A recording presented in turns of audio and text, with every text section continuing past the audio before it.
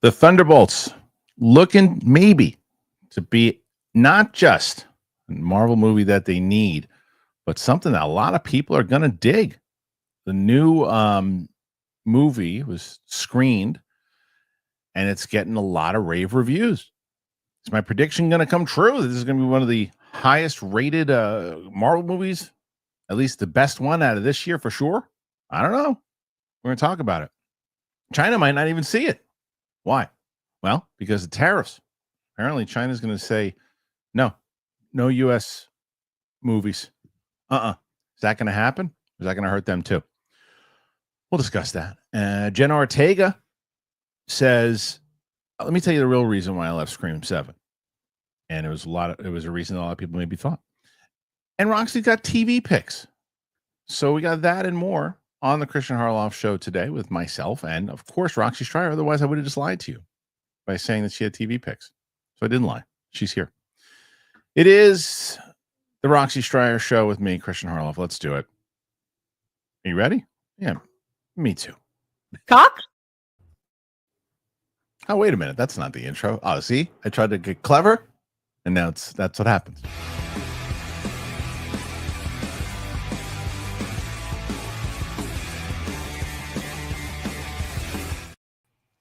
Welcome back, ladies and gentlemen, to the show. Kristian Harloff show here today with myself and Roxanne Striar. Hello, Roxy. How are you?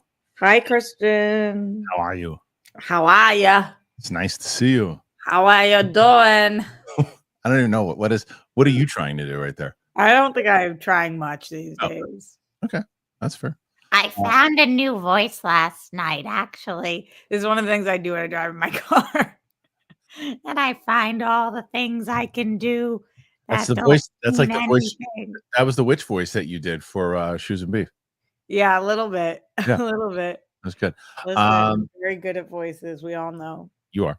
We have a lot going on here, Rox. There's a lot of stories, a lot of juicy stories here this week, right? Yeah, buddy. And right. I'm so excited for TV picks today. Holy moly. Good ones. There's some good ones. Yeah. I've seen a few of them. So we'll Where's Brett? Can you just answer that to start? Is he not on the show with us anymore? Not on Tuesdays. It's hard for me to get Tuesdays. He's been on Wednesdays, and even he's coming into New York in a few weeks because he's going to help with he's going to help build out the studio. We're getting a new table, and Matt's working on stuff. Matt Sarah, so he's coming in to help that. But yeah, I need him. Tuesdays are me and you. What's it? Just me and you for now. Yeah, is that okay? Yeah. Right. I do miss Brett, but I don't like doing the show with me and you. I haven't seen Brett in 6 months. I know. I don't even think that's an exaggeration. I don't know if it's been 6 months, but it's not too far off. I don't think that's too far off, Rox. Crazy. I know. Crazy. I can't believe you told me that he was cast in Denzel movie. You believed it. Yeah. I know. That's listen, it's April Fool's Day and I'm sticking to it. Luke, you're gonna have to confirm this for me, but I think Roxy, I think you're working against like 68 is what we're looking at. Because all right. I did the show really early yesterday. I did it your time. I did it 6 a.m, and Roka did it. Yeah, because this is why Roka he's the people's champion. I had a day yesterday. It's like because I had to do that because Sam was coming in at 2:00 to do. We watched Loki episodes 1 and 2. So she had to come in her schedule. She's going to be out for the whole week. So she had to come in. That was the only day she came in. So, okay, great. I'll see if Roka can do 6. He did. We did the show. It was a good show. And then I went to the gym. I came back and I did the show and I'm like, okay, now I can go out and I can go see the amateur as soon as I'm done. But in the middle of the reaction, so I need an assistant, Roxy. I don't even know what that is. What's the amateur? It's with Rami Malek. Oh. And so I get a text in the middle of watching a show with Sam, and it's from Matt Sarah. And he's like, I'll be there in like 15 minutes. I'm on my way. And we had Boss Rutan on the show. And he's like, and Boss is going to be, he's ready to go. And I'm like, in my head, I'm going, we said Tuesday. And then I'm like thinking as I'm watching the show, I'm like, wait a minute.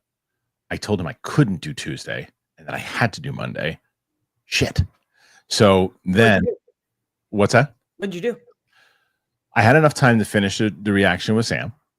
And then I was like, okay, I couldn't cancel on Matt and Boz Rutan. So I'm like, it was a great conversation. The episode's actually up now on Matt's channel. Boz Rutan's a damn legend. And just listening to those guys was like just a privilege alone, listening to the two of them talk. But I'm looking at the clock and I'm like, okay, it's 5:30 now. I need to be on the train at 5:25. So I'm missing that one. There could be another train that I can get at 5:45 and get there just in time. Missed that one. And then I get to the train station and I look and the train was late. The other one that I could have gotten me there where it would have been like a minute late and I would have been 20 minutes late to the screening. I'm like, it's not.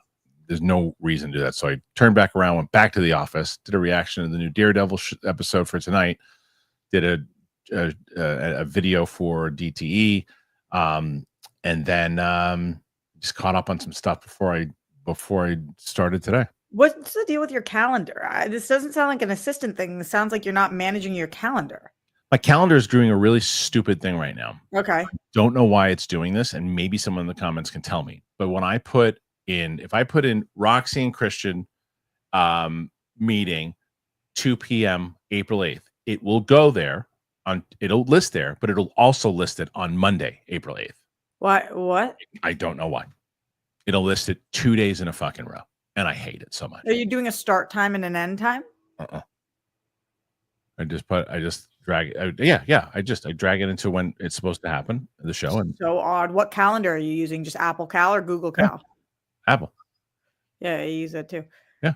So I don't know what's doing that. So that was anyway. So then today I have a screening. So after I do this today, I'll be. I rely on my calendar like it's my best friend because, as you know, I have 15 bosses and so many jobs. So if I don't have everything, if it's not in my calendar, I am not arriving to that thing.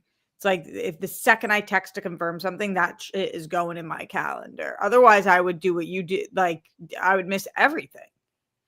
Yeah. And that's how are you supposed to remember it? You can't. No, not on that one. So I have to figure out how to fix the stupid thing. Someone said unplug it and plug it back in. Hilarious. Try it. Blow on it. Yeah, sure. That's what she said. All right, let's get into this story because this is a story that I like because I've said it.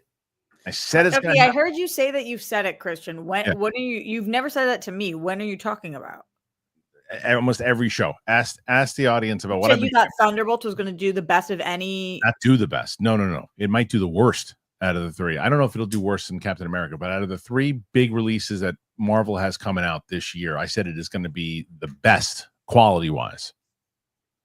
Not monetarily. I think Fantastic Four will be the. You think that this movie is going to be a better movie than Fantastic Four? Yes. Okay. Well, I don't think I've heard you say that. Maybe I have. And I've been saying it on the show. And I think that it is indeed the case because I just feel for some reason it's going to be a little different. I think they're going to focus more on the characters and not just go in the big spectacle side of things. So I do think it's going to be a pretty big movie as far as critical from fans and audiences. And it looks like I might be on the right track with that thought process because the test screening report suggests it's going to rank among Marvel's best movies. Thunderbolts is very nearly here, and a report from a recent test screening heaps praise on the movie and the century while suggesting this could ultimately rank among Marvel Studios' best releases. Thunderbolts is Marvel Studios' next movie and less than a month away from hitting theaters after Captain America Brave New World underperformed. The hope is that it might put the MCU back on the right track ahead of the Fantastic Four first steps in July. In the months leading up to Captain America Brave New World's release, we started hearing worrying test screening reports and full plot breakdowns that beyond some late post-production changes proved accurate. Now, Redditor, who gave an accurate assessment of that movie's quality before it was released in February, is back with their take on Thunderbolts. These comments are to be believed. It may ultimately rank among Marvel Studios' best blockbusters. The Redditor said this: I attended a test screening of this near Burbank around 6 weeks ago. I won't say too much, but I think you're feeling it. But I think if you're feeling jaded by the cape shit genre because they're all feeling the same, I would check this one out. The journey it takes the characters on is actually interesting. The team dynamic is great, not unlike Guardians of the Galaxy, and the way Sentry Void is executed into the story is really fascinating. I expect this one to leg out well into the following weeks after it drops. I see the tomato meter being above 90% for critics and audiences. Of course, I could be wrong, but the audience I was with seemed to love it and couldn't stop talking about it highly after the screening. There have been signs for a while that Thunderbolts might be a different kind of MCU movie, so this bodes well. It's certainly been marketed differently, though so was Cap's last adventure, and that struggled to live up to the stylish trailers. Regardless, it's become clear in recent months this isn't just Marvel's Suicide Squad, and with the Sentry confirmed for Avengers Doomsday, he's not going to be another one-off big bad. Thunderbolts, being a critical hit, won't guarantee box office success. However, it should help this follow-up to the Falcon and Winter Soldier, Black Widow, and Ant-Man and the Wasp avoid the fate which befell the Marvels and Captain America Brave New World. New poster for Thunderbolts also found its way online. Here is a closer look of that poster. Okay, there you go. You see the poster and Thunderbolts. Marvel Studios is saying, we know all that stuff. Okay. So, Roxy, you hear this report here that this movie is amazing from this one particular person. Now, as we've said many times over, we don't have the same opinions as everybody. That's why we have different opinions. You could feel the exact opposite as this Redditor, but this Redditor also said that the people he was with seemed to really love it. What are your hopes on this movie? When do you think of this report? Hearing that they think it's going to be above 90 for both critics and audiences, I'm curious how many comic book movies of all time are above 90 for critics and audiences. Can you think of any top of your head? I would assume Civil War. Maybe Civil War. Let's see. Honestly, I'm curious because I try to take these things with a grain of salt because you finish your point and I'll look it up. We've heard so many times from test screenings, this movie is great. And then the movie was not great. And then we've heard bad things. And then I've ended up liking movies. So you take it with a grain of salt. But obviously, of course, this gets me a little bit excited. Hearing that it would be well received by both fans and critics is really cool. Yeah. I love Winter Soldier. Winter Soldier's won at 90 for the tomato meter, 92 for the fans. So this is saying that this is as good as Winter Soldier. That's what it said. That's what this person is claiming. I would be surprised if I love this movie as much as Winter Soldier, but that would be cool. I love this trailer, the Super Bowl trailer. I loved. I guess this gets me optimistic, but hesitantly, Yeah. Endgame is also 94% for critics, 90 on the audience. So but it's like, I wasn't saying it's never been done. I know you're saying your point is valid. The movies that I'm mentioning are some of the greats of all time. Right. Right. So that's what this person's saying. Like they're going to go into the 90 and 90 on both. And that you could Marvel needs that. Marvel needs that. That would be crazy. If people walk out of this and they say this is one of the best Marvel movies of all time, that would be wild. They need that because even Deadpool and Wolverine, which made a lot of money and people had a lot of fun with, you're not going to hear that movie discussed as a top 10, top 20 MCU movie of all time. Maybe by some people. Maybe by some, but not a majority. If you ask the majority, Deadpool vs. Wolverine is top 20 MCU movie of all time discussed by anybody? But Coy, I don't know. I don't think it's a movie. I think it's a movie that plays better in the theater, and I think it's not as. You don't think top 20? It's like 45 movies, Rox. Maybe. Yeah, so this is lower than half to you. This is. I'd have to look. I'd have to look at the list again too, because I don't know if I would rank it over some of these other ones that I saw recently. It's a fun movie. There's a lot of fun stuff going on with it too. But if you're like there's certain movies that I would watch more so for the story than I would watch for the gags in Deadpool and Wolverine. But I guess it's just you're saying that this is a bottom half of the MCU movie. All right, maybe 15. Maybe it doesn't crack 15. Okay. Yeah, I don't think it breaks top 10 for me, but I do think it's definitely in top 20. Okay, so let's cut here. So let's say 15. And either way, we're on the same page now, Kristian. We're cooking with gas. Yeah. Perfect. So let's say that we have a potential that the Thunderbolts is going to crack into that top 15. That's exciting for Marvel. Like Marvel needs that right now because they haven't had that. It was the last. I mean, Guardians 3 is a really good movie. I actually like it better than Guardians 1 and Guardians 2, but I think I'm in the minority on that. But it's but still like a great movie. I don't know. Is it No Way Home? Right? Yeah, I loved that movie. Yeah. So I'm very curious. I'm very curious to see.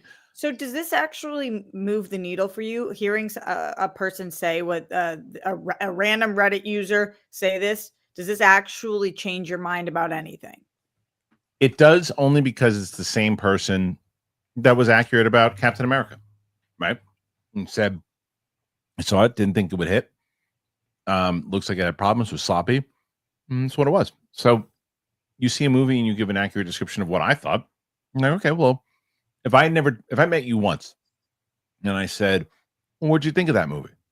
And you told me what you thought of it. And then I went and saw that movie and I had to act and I felt the same exact way you did. And the next time I asked you about a movie, I was like, well, you told me last time it was not that good, or it was good. And I liked it. So I think that's fair. Yeah. If we walk out of this and a week later, this has above 90, both places, this is going to be such a fun thing to talk about. Like, huge. I can't wait. I love talking about movies that we love and movies that I don't constantly feel like I'm looking for the good in and other people are shredding and it's just like so divisive. If this movie is not divisive, if just generally everyone walks out and loves this, oh my God, it makes life so much more fun. It really does. And it gives Marvel what they need leading into Fantastic Four and Doomsday, because if this movie is great, even if it doesn't make a ton of money, and we can get into that in a second, it then sets the stage of, okay, they found their footing again. Can they follow up with Fantastic Four? And then if they follow up with Fantastic Four, because you kind of have to, because of where you're setting them into the future of the MCU, then that leads into Doomsday, which is going to have hype around it no matter what. You got to deliver on the movie when it releases, but it's going to have hype. If you can deliver with Thunderbolts, Fantastic Four, Doomsday, and Secret Wars, you're in a great position to then put. I mean, an insane position. You're in a great position. Yeah, insane. Great. You're back if you can do that. And people will say, "Oh, you had a rough spot." You said something that I want to question a little bit. Sure. Do you think that this movie could have above 90 on Rotten Tomatoes for critics and audience and not perform financially? Yes, because there's tons of movies that are like that. Because tons of Marvel movies like that? Not Marvel movies per se, but the reason it's not tracking at a number. I don't think it'll fail. I think that, but it doesn't have the same awareness of other Marvel properties, and unfortunately, they're not in a position that they were in when Guardians came out in 2014. They were firing at all cylinders. Everybody's like, okay, I'm invested in the storyline. I want to see it. There was no fatigue from that stuff. There was no really bad things coming out from Marvel, but now they're following. People are just like, oh, another Marvel movie. Okay. But there are people who are invested in it. It's word of mouth that's going to help this movie. But the only thing that now that I am like, I don't know how much I trust tracking. Minecraft was tracking at $55 million. Yeah. It made $150 million opening weekend domestically, made over 300 million.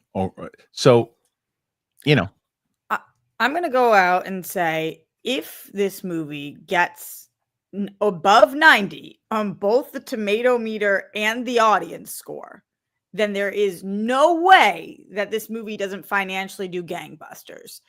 What's gangbusters? What do you think opening weekend? What's the budget? I can look. Let me see. I don't know if they listed it. And the reason, and I completely agree with you, Kristian, there's tons of movies that have above 90% that didn't financially perform. Indie movies, there's a lot of art house movies that are some of the most beautiful movies you've ever seen that anybody who did see them loves it, but they don't financially perform at all. Yeah, about 200 million. 200 million is the budget. Rumored to be about around that. I would say if this does 700, it did gangbusters. Sure, that's a great number. So, what about opening weekend though? What do you think it does opening weekend? Well, I don't know, because that's what it takes to get the 90% on audience score. So it's like, that's a harder one. I think it will have like an uptick after that if it's that good. I don't disagree. I don't disagree. The only problem is that it's in May and we're going to start getting into, the heavy hitters are going to start to come to play. Yeah. So you're going to have, first of all, you're going to have The Accountant 2 in its second week. And from what I hear, that movie's awesome. So Yeah, I'm so excited, man. Yeah. So Thunderbolts comes out May 2nd. The following weekend is nothing. They don't really have a Clown in a Cornfield, Flight, Juliet and Romeo. Okay. That's where you need to make your week 2 money. You got to make that money week 2, because on May 16th, and even look, they're actually in a good position here, Roxy, because even May 16th, you got Final Destination Bloodline that's coming out. The hardcore fans will come out, but if the big blockbuster fans still want to go see a movie, well, then Thunderbolts is your play still. It's not until May 23rd. If they don't make their money by May 23rd, they're going to be in trouble, because they're going to start getting hit pretty hard by their own crew with Lilo and Stitch. So if this does well, if Mission people Impossible. like this the first weekend, it has 2 more weekends to do gangbusters. Right. I'm not saying I think this movie is going to make that much money. I'm saying if it is as good as this person says, Then it has an opportunity to. I don't disagree with that. Yeah, which would absolutely. be so great for Marvel. The It'd be drop so off needs to be not massive. It Yeah. needs. They need. I think the movie will do around 75 million opening weekend, and I think that it needs to. And if it does 100, do you think that means that this is going to absolutely annihilate? It'll be a nice surprise hit for them. Okay. And they'll be able to go like this. Whew. If they can make 100 on their opening weekend on Thunderbolts, that's a good number for them. I think 75 is a good number for them. Yeah, But what they need on if they do 75, they need to do around 40 on week 2. If for some reason we have the press screenings, Yeah. and the movie does not perform, this movie is sitting at Rotten Tomatoes in the 60s or maybe even the 50s. Mm-hmm. How badly do you think that this could do? What do you think is the least money that this movie might make? Opening weekend? Yeah. 50 to 55. I think it's on track. I think that's what's on track to do, and I think it'll hit that. Okay. I think it's on track to hit that number, and I don't think it'll go lower than Less that. than that. I think it'll go higher. I think it'll ultimately do more than that, but I don't think it'll go lower than that, because there have been movies that have been tracking at huge numbers and then have failed. Look at Joker 2. Yeah. Joker 2 was tracking like an astronomical number, and then they way underperformed because people like PU. So this could be the exact opposite. This could be the exact opposite, because the critics are raving about it. That maybe like, oh, I wasn't even expecting to see it. Maybe I'll go check it out now if there are those early screenings. And one of the things that I think has been beneficial, as much as you and I don't like it, I think having influencers at these things sometimes does bring awareness to these movies. 100%, especially to Gen Z. It's not that I don't have issue with influencers being at the movies. It's influencers not preparing to ask questions to the cast that I'm like squeezing my eyeballs out about. Or the stupid jokes that they do and stuff. The trickery. Like, I'm not one of those people who's gatekeepy about these things. There was a time when I was having a hard time. I still have a hard time getting into these screenings sometimes. And I've been doing this for a long time. I think that it's cool to let in the younger gen, and it's cool that the way that they communicate is via TikTok and Snapchat. Yeah. I sound so old right now, but you know what I mean? Sure. I just don't like anyone who doesn't prepare for their job. I don't like anybody who doesn't do that. And so when you're sitting there and you're saying, so what's it like to be an actor in this? You didn't prepare for your job. And I'm so tired of watching interviews where we could be watching somebody like you interview an A-list star, and instead I'm watching Gina Schmina, who is like awesome. Planting the fart machine underneath, like, ha ha ha. And I'm like, I actually hate everyone. You're starting to speak my language here. But I will tell you that I do think that I understand why they do it for the marketing side of it. And if you get those people to get out there, make more people aware of it, and then there's other more legit people who you trust in their opinions of the movie itself, as opposed to just the marketing. Because influencers are there to market it. You're not really there to listen to their opinion on it. They're there to market it. And if they get the word out there and the awareness of it, and then you look at the critics that you trust, and those critics say, this is a really great movie. This really is a great movie. That could benefit the movie, obviously, and boost up that potential 55 to that 75. And I am not going to ever say, well, tracking is what it says 55. That's what it's doing. I mean, Minecraft said, F you. I can't. Did you see that movie? I did. How was it? It was over my head. In the same way, like that Mario Brothers was not over my head. I caught all the references in Mario. I caught all that stuff. if you're a Minecraft fan, I think you're gonna enjoy because there's so many different references apparently and things. I mean, the crowds were going nuts for these things. So Minecraft fans are loving it. That's what it seems like. Cool. And I mean, $300 million worldwide certainly seems like, because you can't do $300 million worldwide, and the fan base, most of the fan base that's seeing it is having fun with it. So that movie, you're not going to see a big drop off. You're going to see an opposite. You're not going to see a big drop off with that movie in week 2 because it's the only game in town to bring kids to. It's the only game in town right now to bring kids to, and that is another reason why it's doing so well, is because kids have something to go to the movies to see. Massive. How happy are you that your kid doesn't have a broken wrist? I know. You got it, and she made the team. Did I tell you that? No, she made the team. Yeah, isn't that great? That is, as a parent, you must have like flipped. How did she tell you? Well, they tricked me again, and they said that she got cut, and I was like, okay, we'll sign you up for another league. You don't worry about it. You just try harder next time. She's like, psych. I was like, you sons of bitches. I'm so excited for her. Is she happy? Super happy. She practice every day now, and she's throwing. How often are games? Are you going to go watch? Yeah, of course. But I don't know yet the full schedule of the games. But we took the dog. We take the dog on a walk, and she comes with me now, and she just throws the ball up and just catching it all. So it's great. Congratulations, Vivi. That's so great. You got to stop, man. You got to stop. What? In the comments, it's like, look, and I'm gonna double down on this, and then we're gonna go to the next thing. The reason that Minecraft did so well is the main reason is because they marketed to the fans who love this, from the fans who were 8 years old when it came out to are now 25, 30, whatever they are, and those fans love it. The adults who have seen it love it, but they marketed this movie to a young audience, because if you can get a young audience. What happened in the chat? Why are you upset? The same comment over and over and over and over and over and over and over and over and over and over and over and over and over and over and over again. Okay, wait. Speaking of comments, everybody who wants to know, look, I didn't cut my hair. It's here. Oh, there you go. There we go. So, yes, it was marketed for children, and children went out and saw this movie, and families went out and saw this movie, and it crushed because of that. So, what do you guys think? Did you like the movie? Did you not like the movie?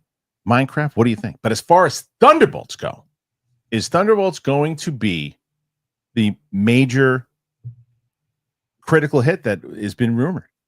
What do you think? Put your thoughts in there. Let me know. All right.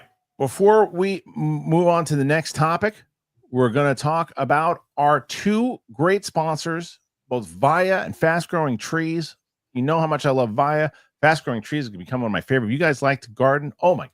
Let me tell you about both of them. Here you go. Oh, man, I love Factor so much.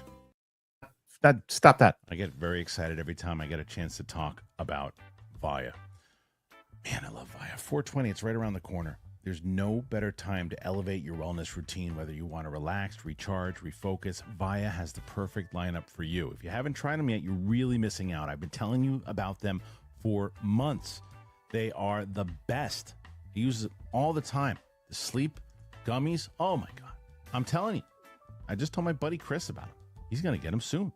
Whether you need to unwind, refocus, boost your mood, Via is here to enhance your everyday and night. It's trusted by over 500,000 happy customers. Via is changing the game in natural wellness, blending powerful, high-quality hemp-derived ingredients to deliver real, effect-driven benefits. Whether you're looking to sleep better, that's me, have better libido, improve focus, recover, or simply relax, Via has a tailored solution just for you. With products ranging from 0 to high cannabinoid levels, Via lets you fully customize your experience to fit your needs. Doesn't matter what you're looking to support. It could be your daily wellness routine, enhance focus and clarity, or unwind with deep relaxation. Via has you covered. I wonder if you wonder, what do I do? Where do I go? Where do I start? Take Via's product finder quiz to get personalized recommendations tailored to your needs. It can take less than 60 seconds to complete. So, if you're 21 and over, please check out the links to Via in our description and treat yourself to Via's annual Spring 420 sale. Black Friday level savings up to 35% site-wide right now, up to 50% off packs and bundles, and get a free gift and more savings with your first order using our exclusive code Kristian. Plus, enjoy free shipping on orders over $100. That's code Kristian at the link in our description. After you purchase it, they're going to ask you where you heard about them. You got to tell them that we sent you. Support the show and tell them that. Enhance your everyday with Via. Let me tell you guys about Fast Growing Trees. I've discussed them before. I want to tell you about them again. They are the biggest online nursery in the U.S. with thousands of different plants and over 2 million happy customers. They have all the plants that your yard needs, like fruit trees, privacy trees, flowering trees, shrubs, and a lot more. Whatever plants you're interested in, Fast Growing Trees has got you covered. You can find the perfect fit for your climate and space. Fast Growing Trees makes it easy to get your dream yard. You can order online and get your plants delivered directly to your door in just a few days without ever leaving home. Their Alive and Thrive guarantee ensures your plants arrive happy and healthy. Plus, get support from trained plant experts on call to help you plan your landscape. You choose the right plants and learn how to care for them. That's exactly what I did. Everything I just said right there. That's what I did when I got my Honeycrisp apple tree. My wife was so excited to get it. We got it. It was beautiful when it got there, and then put it outside. We called somebody up to ask the kind of soil we needed. They said the kind of care we needed to give it, and it is thriving in the backyard. We're literally treating it like one of our kids. My little one gave it a hug. So it's really great. We love it. We love Fast Growing Trees, and we hope you love it too.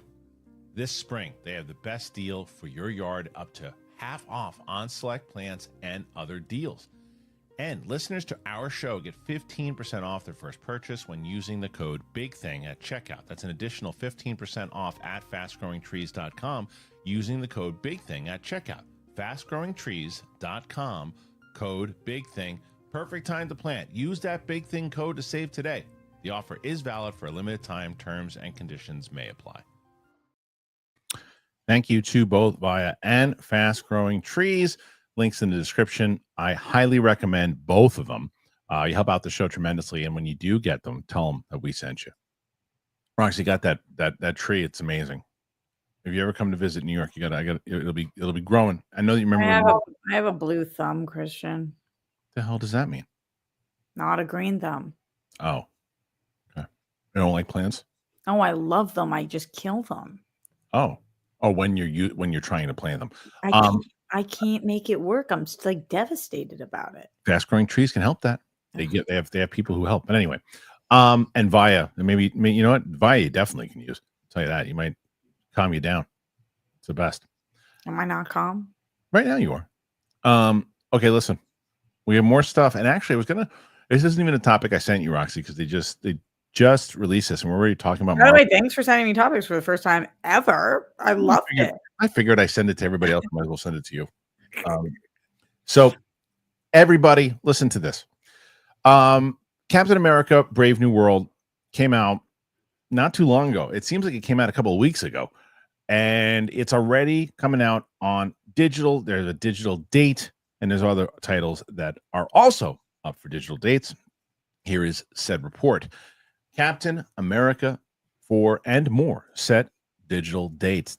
Disney Pictures are reportedly set to release their action-adventure sequel, Captain America: Brave New World, on video on demand and digital platforms next Tuesday, April 15th. That's a release date of approximately 60 days after the film debuted in cinemas, the kind of delay some U.S. exhibitors want to be mandatory, if not longer. However, the film earned around 90% of its current just shy of 200 million domestic haul in its first 30 days in release. Disney may have potentially left money on the table by not going with POV, the option earlier. That's not the only or digital date today. Blumhouse titled The Woman in the Yard. Wow. Woman in the Yard is coming out next Tuesday?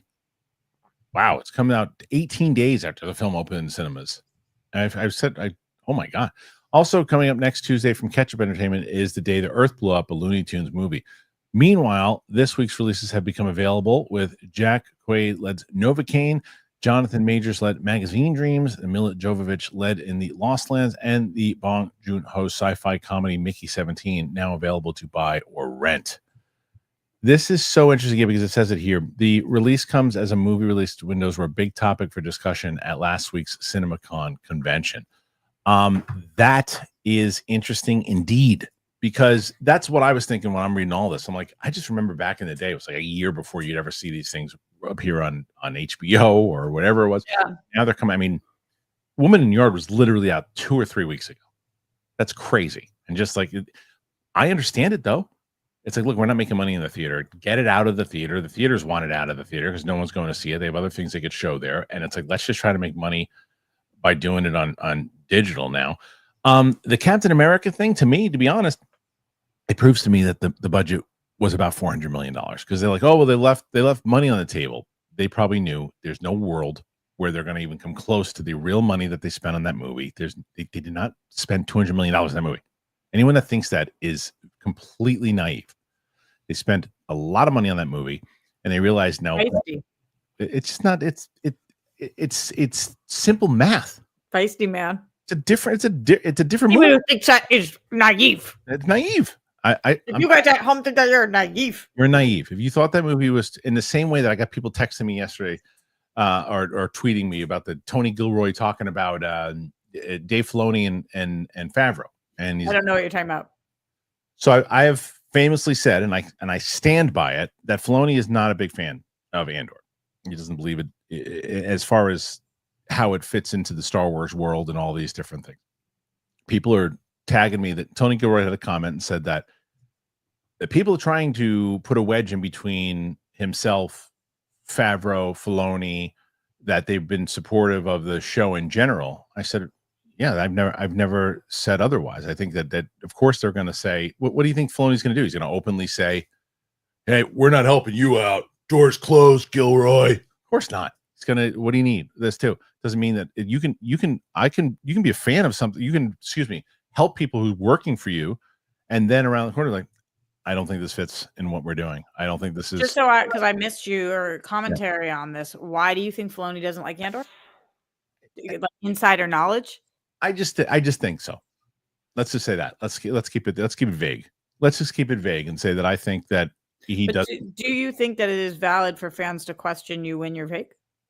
Yes. Okay. Of course. But I've been vague in the past also, and I've turned out to be 100%. Sometimes I'll say things on this show or and I'm vague because I cannot say how I know or what I know, and people will just jump on me like that's wrong. And it's like, and you know for a fact. Yeah. And so it's like, yeah. So I'm getting tweets. See, it's like, I don't see anything. I see that Tony Gilroy's not being treated like an asshole, which he shouldn't be. Well, you don't bite your nose to spite your face. No, of course not. Yeah, of course not. It's like we get along fine. Of course they get along fine. Whoever said that they didn't? Yeah, it just doesn't. You can get along with someone. And go, hey, I get along with that person. You like their band? No. Yeah, but I like them. They're a nice 100%. Person. I like them. But do you like their music? I don't like their music. Yeah, what's the difference? 100%. They're my favorites. See, I see nothing. In the same way that like we're gotcha. J.J. Abrams loves Rian Johnson's movie. He does not. He does not. Anyway. So, but getting back to this Blu-ray stuff is where we were ultimately talking about. You have this really does go into the amount of time that you get it. I understand the pushback of wanting to do it at more, a little bit longer. But I mean, how are you just kind of a glutton for punishment if you leave these movies out in the theaters too long? Like, how do you feel about all this? Do you think that it's too soon for some of these movies to come out? I think it's totally case by case. Yeah. If you remember, I really liked Captain America. So I'm very excited for this to come out. I'm going to watch this again in my living room. I'm stoked on that. Wait a minute. What did you say before? What did you say before? Cut off your what? When you were giving that reference? I said, bite your nose to spite your face. No, it's not. That's cut off your nose to spite your face. That's it. Okay. Oh, sorry. Go ahead. Wait a minute. Gotcha. No, not gotcha. It's just I love gotcha. No. I know. Sorry. I don't want to cut you off. I want you to. You guys know what I meant. I know. The only person I'd ever want to cut you off is one person, but not. It's who it is. Cock. It's me. It's you. You cut yourself off. Me. Oh. Go ahead. Listen, I watch back some of our shows sometimes, like when I'm going back to find things that I said about something or you said for clip outs or whatever. And I cut you off all the motherfucking time. Yes, you do. So you're welcome to cut off my nose to bite my face. All right, perfect. Bite your feet in order to. Yeah. No, I think I said bite your nose to spite your face, and I meant cut off your nose to spite your face, and you guys knew, and you shamed me for it. And now today, you're gonna be gassy Why is that? because karma. I'm eating well though. No, not you. Oh. You guys, Okay. everyone at home. The only way to not be gassy today is to send in support in the super chat. There you go. And right now you're at 16. That's how karma works. You're at 16 at the moment. So in order to beat Roka, you got to get to I think 67 is what we found out now. So what were we talking about? Oh, Kristian, did I tell you that my neighbor moved? The Sexton neighbor? Yeah. She moved? Where'd she go? I don't know. Wherever I do know actually. Where? I do know. I don't remember exactly what she said, but I saw her. So it was so loud for like weeks, and I was like, "What the hell's going on in there?" And I guess they were moving, and so I bumped into her in the hall, in the garage. She was like, "Oh, I'm so sad to leave being your neighbor. You've been the best neighbor." Because did I tell you also she like had been locking herself out and then like coming into my place, like asking if she could come in at like 2 a.m. to get up to the roof. I'm just picturing what you should have said to her in that moment. I just think you're the greatest neighbor. Thank you. I play noises of you fucking on my show. Yeah, but nobody knows who it is, so they would never know it's her. No, they would never know. And also, I have been the greatest neighbor. She Yeah. should have been thrown out of our apartment. It was a nightmare living with her. She had multiple animals living in there. It was a revolving door. I couldn't sleep for years, and I never outed her. And the parking situation was not tenable because I told you I really like her. She's a sweet girl. Yes. Anyway, though, so she told me she was sad she was leaving, and then she invited me to, it was like somewhere that's like 2 hours away. She's like, "You should come." And I was like, "Just to be honest, I probably won't, but thank you so much." Nice. And then I bumped into Jose, who is the guy that does like all of No way. Because it rhymes. Good one. Come on. That's such a dad joke. And I love every bit of it. Go ahead. It was bad. It was bad, but I loved every minute of it. Oh, I love it. Jose does all of the work on all of our units, and he looked like he was about to cry walking out of her unit. And I was like, "Everything okay, Jose?" And he was like, "This is going to take me months." Why? What and I was like, "Why? What's going on in there?" She destroyed everything.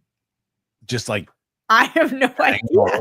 He looked like he had seen a ghost. And I was like, "What do you mean she destroyed everything?" He said, "I mean everything." And I was like, wow, that is something.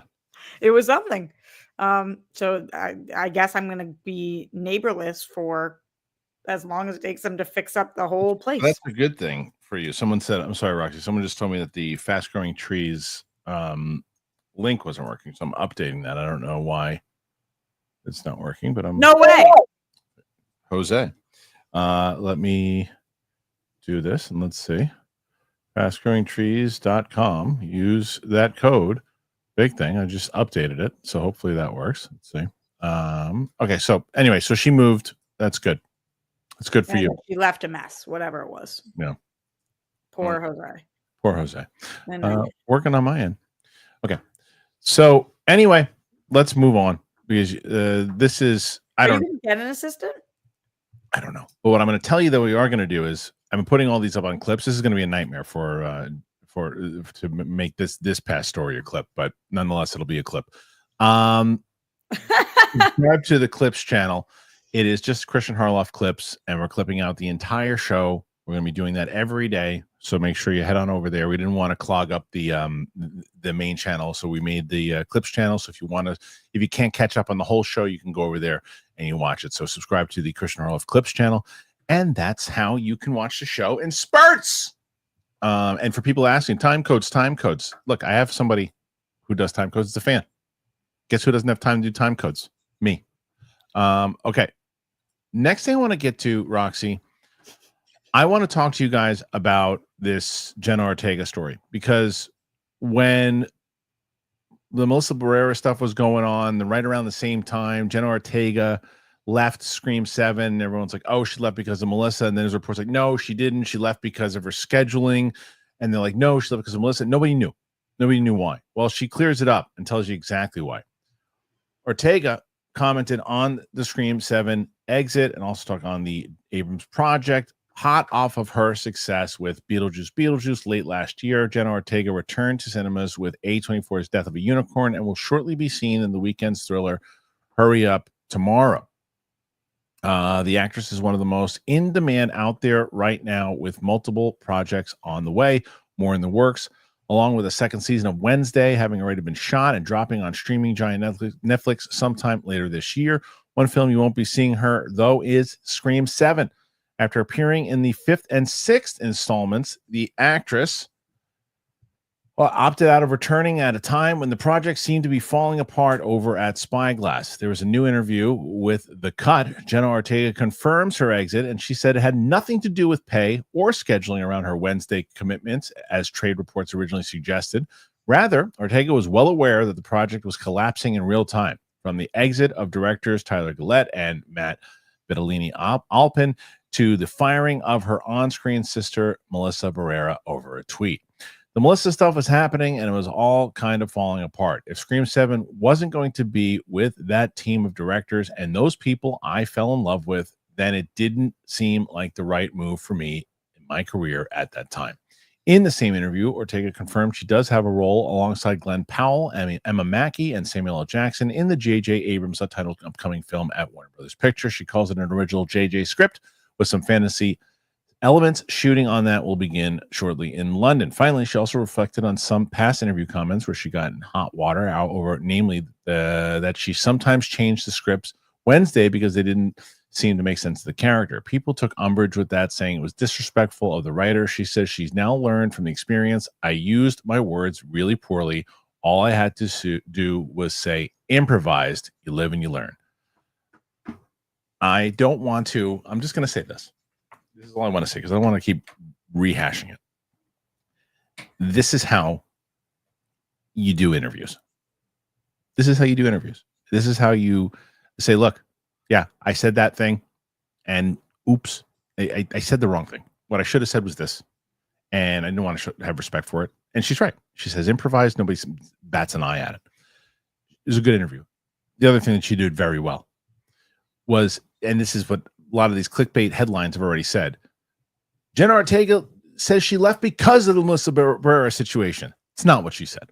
What she said was, it was the Melissa situation. It was the fact that the directors, it was the fact that the team that she was used to, that she was working with, and this team she fell in love with would no longer be there. That included Melissa Barrera, that included the directors, that included everyone else too. And she saw it falling apart, and she didn't want to be part of it.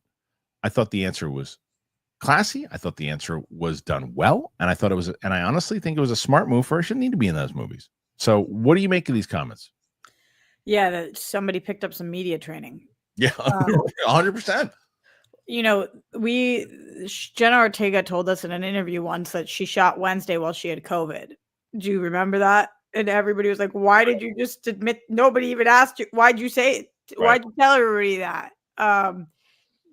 Just like what you just read about her, what people used to say, she slammed the writers. She said some things that she's young and she was newer, and she said some things that didn't phrase things poorly.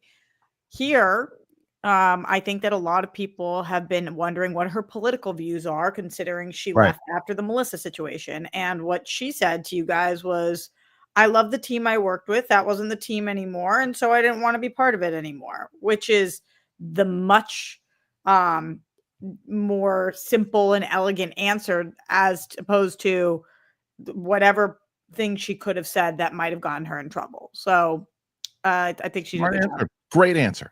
Great answer. It's like, because they're fishing for a political answer there. They're fishing for her to say something like that again so they can blow up. You know, she didn't say that. She said, my team's not there anymore. I didn't want to be part of it. Yeah. How do you judge that? And then in terms of her career, I agree with you. I think that no part of her needs to be in the next Scream movie. So yeah, she's a massive star. and she's not hurting for projects. She doesn't need to be in it. She doesn't need to be in it. And honestly, it probably looks like it's going in a better direction right now anyway. They're bringing back Neve Campbell, and they're going in a different direction with it. It is so funny, though, where the internet is so predictable, right? Like when all that stuff was going down, and then they brought in Neve Campbell, everyone's like, I'm never going to see a Scream movie ever again now because of this. By the time the movie comes out, no one's going to give a shit. People still bring it up in press, and it'll still be brought up in articles and things like that, too. It will not hurt this movie at all. If the trailer is good and Neve Campbell's back and Matthew Lillard's coming back now, I agree.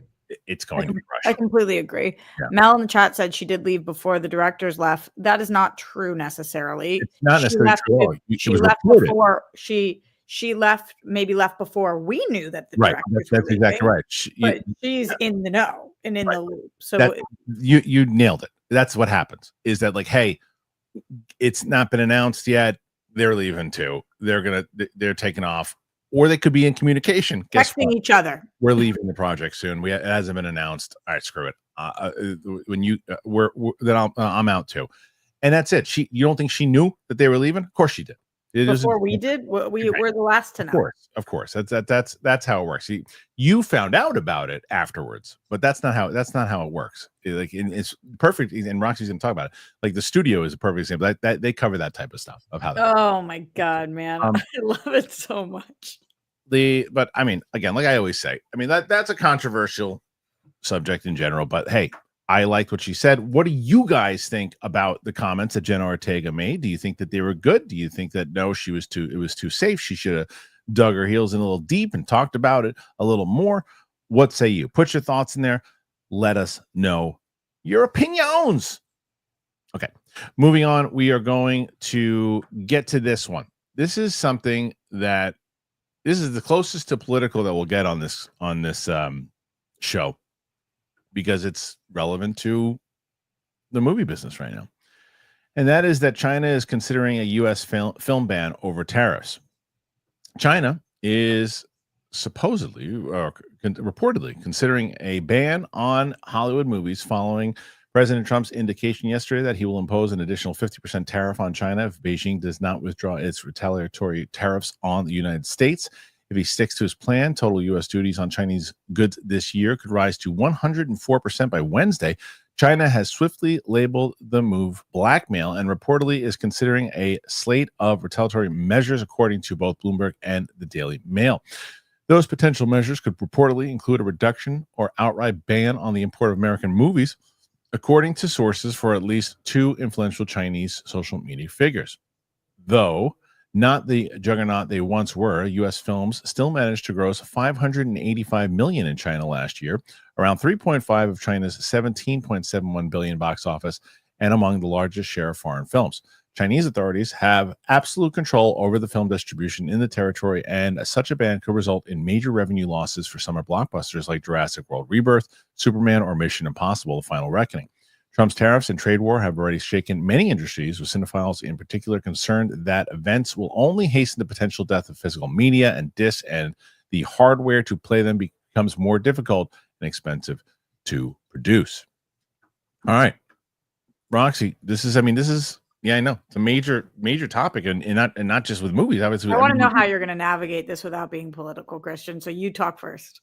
Well, I'm gonna go more on the side of China's move, and it's like, yes, you got to remember that even before the tariffs, there was a couple different times where China wasn't putting movies into their theaters, and we were wondering, well, that they're not having an opening in China. They're already doing this for a couple of movies. I remember we're like, well, we don't know if that movie's going to make $1 billion because it hasn't opened in China yet. And they don't even know if it's going to open in China yet. They've been doing this already before the tariffs. So it's very because of the content of the film. Yeah, the content of the film. I think there was that's definitely one of the examples, but there's other times too that they just, whether the deal was made or whatever it was, and they didn't do it. It's not always guaranteed that they're going to open there, but they always want to, obviously, because they do very well. I think that, because you said what you were before, cutting off your nose to spite your face at this point, I think it's going to hurt them too. Yes, it doesn't make up for a lot of the movie and the money that they're making there, but it's still. So you think it's going to hurt who? I think it's definitely going to hurt the U.S. for sure, but I mean, it'll still hurt China. Do you think it will hurt? Yeah, it'll definitely hurt both for sure. This is yes. such a lose-lose. Yes. It's just such a lose-lose. This is why globalization is important, right? We all rely on each other. And in this specific situation, there's a million things that are being affected by tariffs. But in terms of entertainment, what a bummer.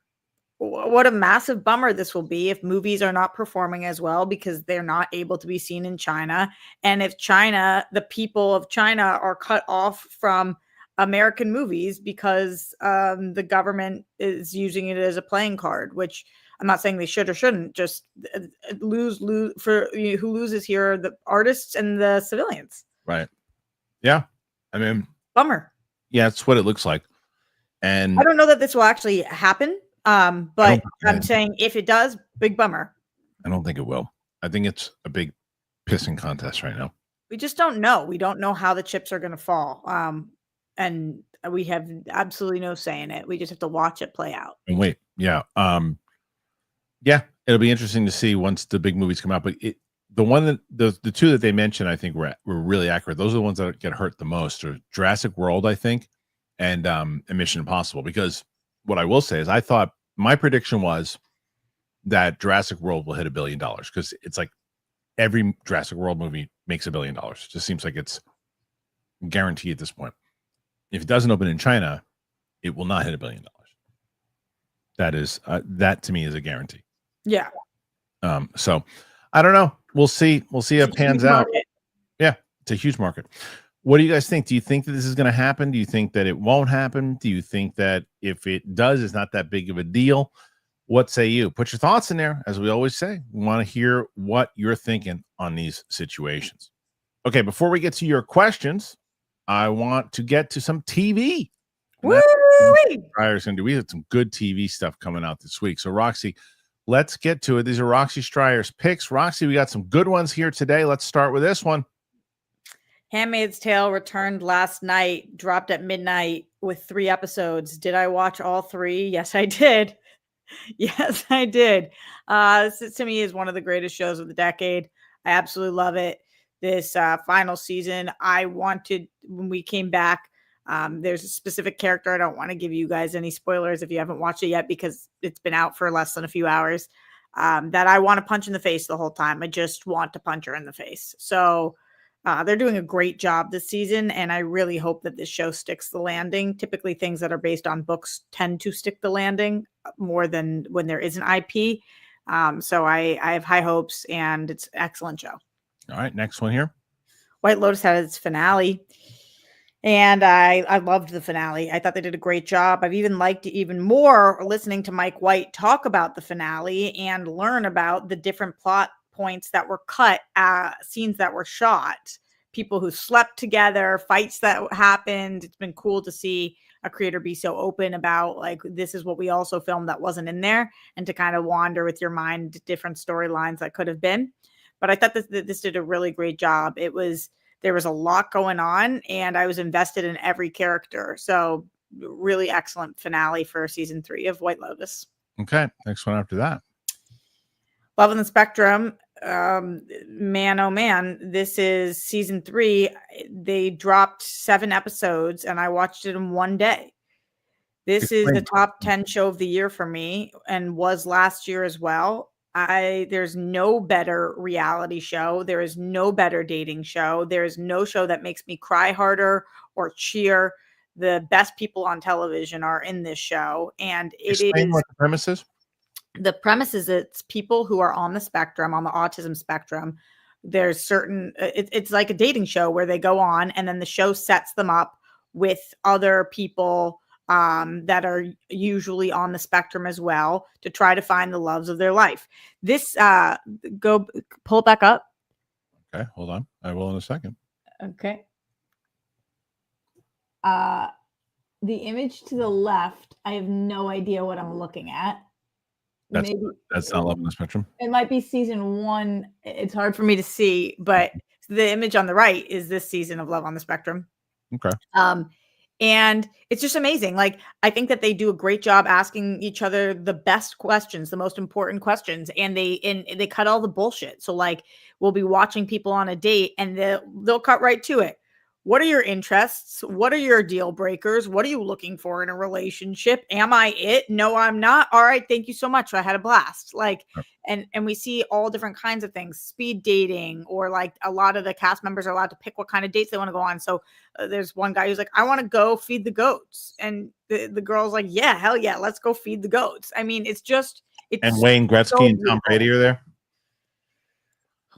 Because they're the goats. Yeah. Sorry. At least you named my guys. So sorry. Go ahead. Sorry. That's it. The show is perfect. It couldn't be better. If you watch one reality show a year, this should be it. All right. Now I'm going to include the 2 that I've actually watched. Man, the studio is so good. The cameos on this show are amazing. Amazing. I love how much people in the industry love the show, and I love how much people outside of the industry are loving the show.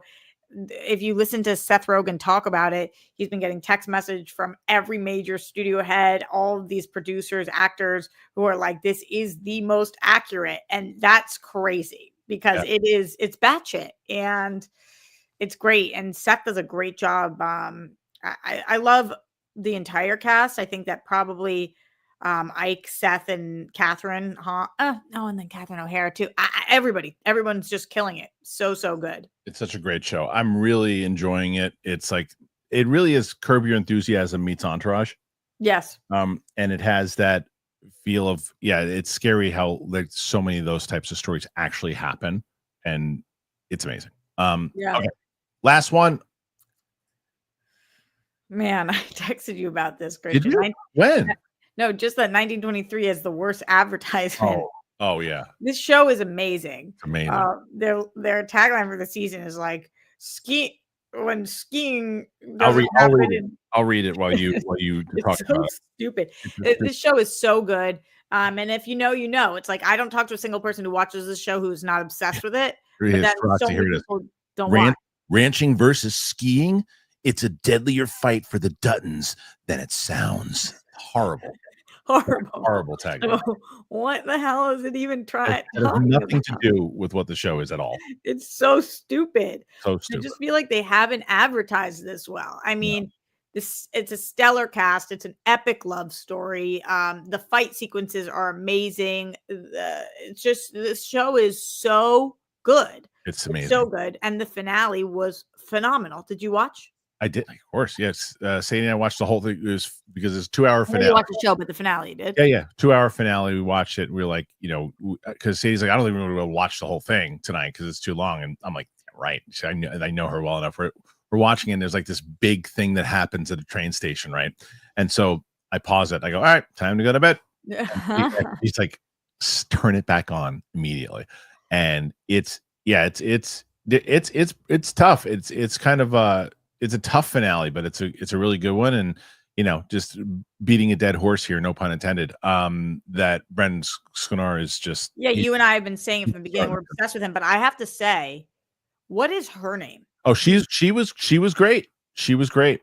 Because we've been riding for him from day one. We're obsessed with him, but I thought that this was her absolute best. And I've always thought she was great, but she was really good in this episode. You're right. Oh my God. Yeah, I'll tell you this though. The thing is, she looks, if you look like about this picture here, her on the right, she is perfectly cast for the show. She looks like she's from 1923.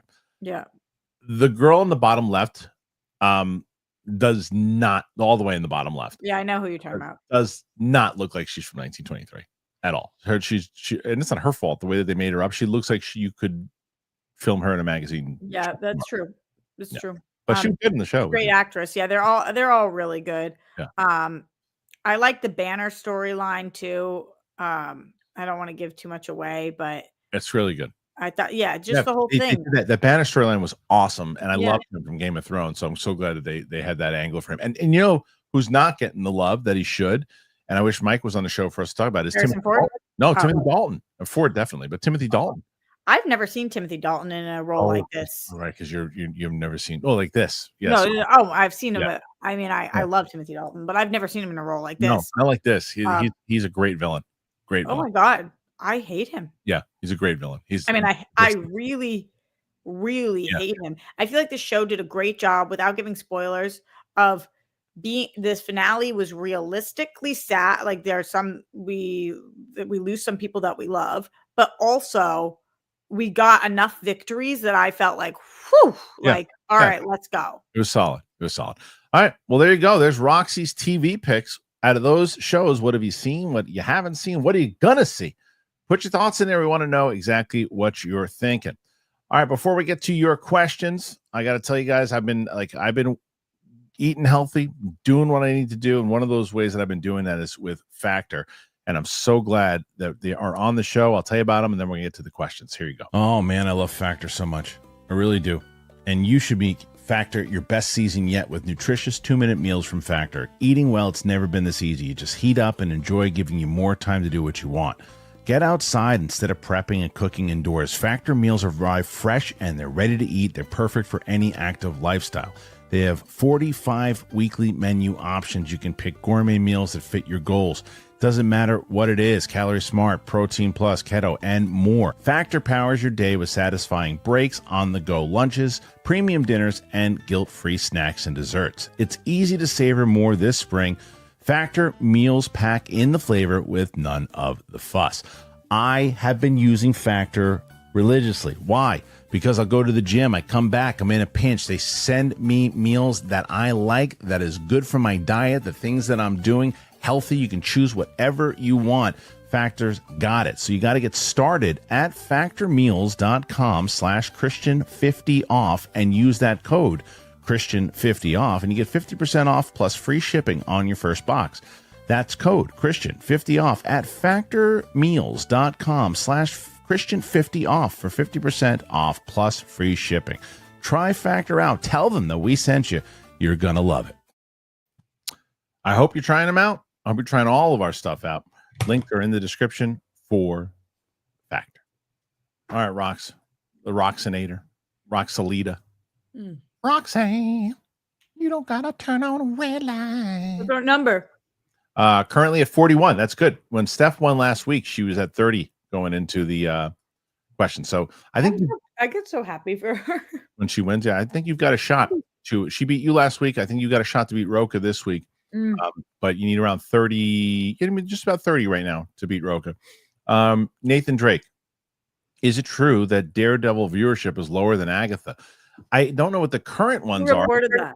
I feel like that is an accurate report that came out not too long ago, but I don't know what it is now. It's such a bummer because I'm about to release my immediate reaction to episode 8. I really love this show. I just really like this show a lot. I think it's getting better and better, and it's a bummer that it's not like as talked about as I thought it would be. I feel like nobody's talking about it. No one's talking about this show. People just don't care about it, and some people think it's bored. I don't know. Why do you think that is? I don't know. I don't get it. People think it's boring. I don't understand. But I do know that Jack Fitzsimmons is a new YouTube member. Thank you, Jack. We got some stuff coming out. We have a new unedited reaction coming out soon. Tom Hanks in the house. Got Trade Coffee medium roast order. Can't wait. Me too. But unfortunately, they gone. I got the word yesterday. They gone. I'm sorry. It is what it is. I'm going to keep drinking them. I love them. But we tried, guys. Maybe they'll come back. We'll see. Chris Cawson, Roxy, have you gotten the chance to see the extended versions of Lord of the Rings yet? If not, no worries. Definitely watch them when you can. Your reactions on Real Rejects were great with Tara. See, look at some positivity. So nice. No, I haven't. Greg didn't want us to watch the extended version, so he didn't. That's how it works. He's the head of the company, and he made that decision, and that works for me. But I wasn't going to watch them and then go home and rewatch them extended right away. I probably will at some point, but also I felt so burned by that community that I was like, I want nothing to do with this right now. Yeah, I understand that. But eventually when that subsides, then I will. You should. It's so funny. And I'll probably tell nobody and just keep it to myself. Understood. And I'll tell you though, because I understand Greg's thought process there, because Sam has never seen the Lord of the Rings movies and we're going to watch them. I will be watching the regular theatrical versions with her. And normally when I watch them myself, I only watch the extended cuts, but I'll be watching the theatrical with her because they're like 4 hours long. Very long. Yeah. Chris follows it up. Kristian, do you think we'll see any characters from Rogue One or A New Hope in Andor season 2, like a Bail Organa or a Palpatine possibility? Possibly, excuse me. Can't wait for the season. Sad it's coming to an end. Chris, I don't want to answer anything because I've already seen 2 episodes. So I didn't know that when. I have the whole season. When's it drop? The end of the month. What is the sad it's coming to an end? Is this the final season of Andor? Final season, yeah. There's only 2 seasons, yeah. So I don't want to answer that one, Chris, because I don't want to give anything away. Shelby, support for Roxy. All the love this week. Shelby coming in with support. Yeah, Roxy's getting closer to Roca already. Shelby. I'm sure if PLD's in here, he's going to contribute. Ewok, I watched Adolescence based on Roxy's recommendation, and wow, I was absolutely floored by it. A technical tour de force with a insane wire rack for the actors. I've never seen anything like it. I got to watch it. I got to watch it. I know. It's not being talked about enough for what it did. It's amazing. Thanks, Ewok, for taking my rack. I'm glad you liked it. Everyone says it's really good. Cool Cash CG. Hey, Kristian, when is the press screening for Thunderbolts? Also, do you think we'll get a Doomsday tease in the post or after credit scene? I would assume that the Thunderbolts screening will be at the end of April, is what I would assume, because it's May 2nd is when the movie comes out. So I was in the last week of April is when the screening is. There's nothing yet. They usually don't send it out for like 2 weeks prior. Did you see Sinners? I'm seeing it tomorrow because I was supposed to. There was another screening for it last night, but it was. I probably could have seen it last night. I'm not invited yet. Okay.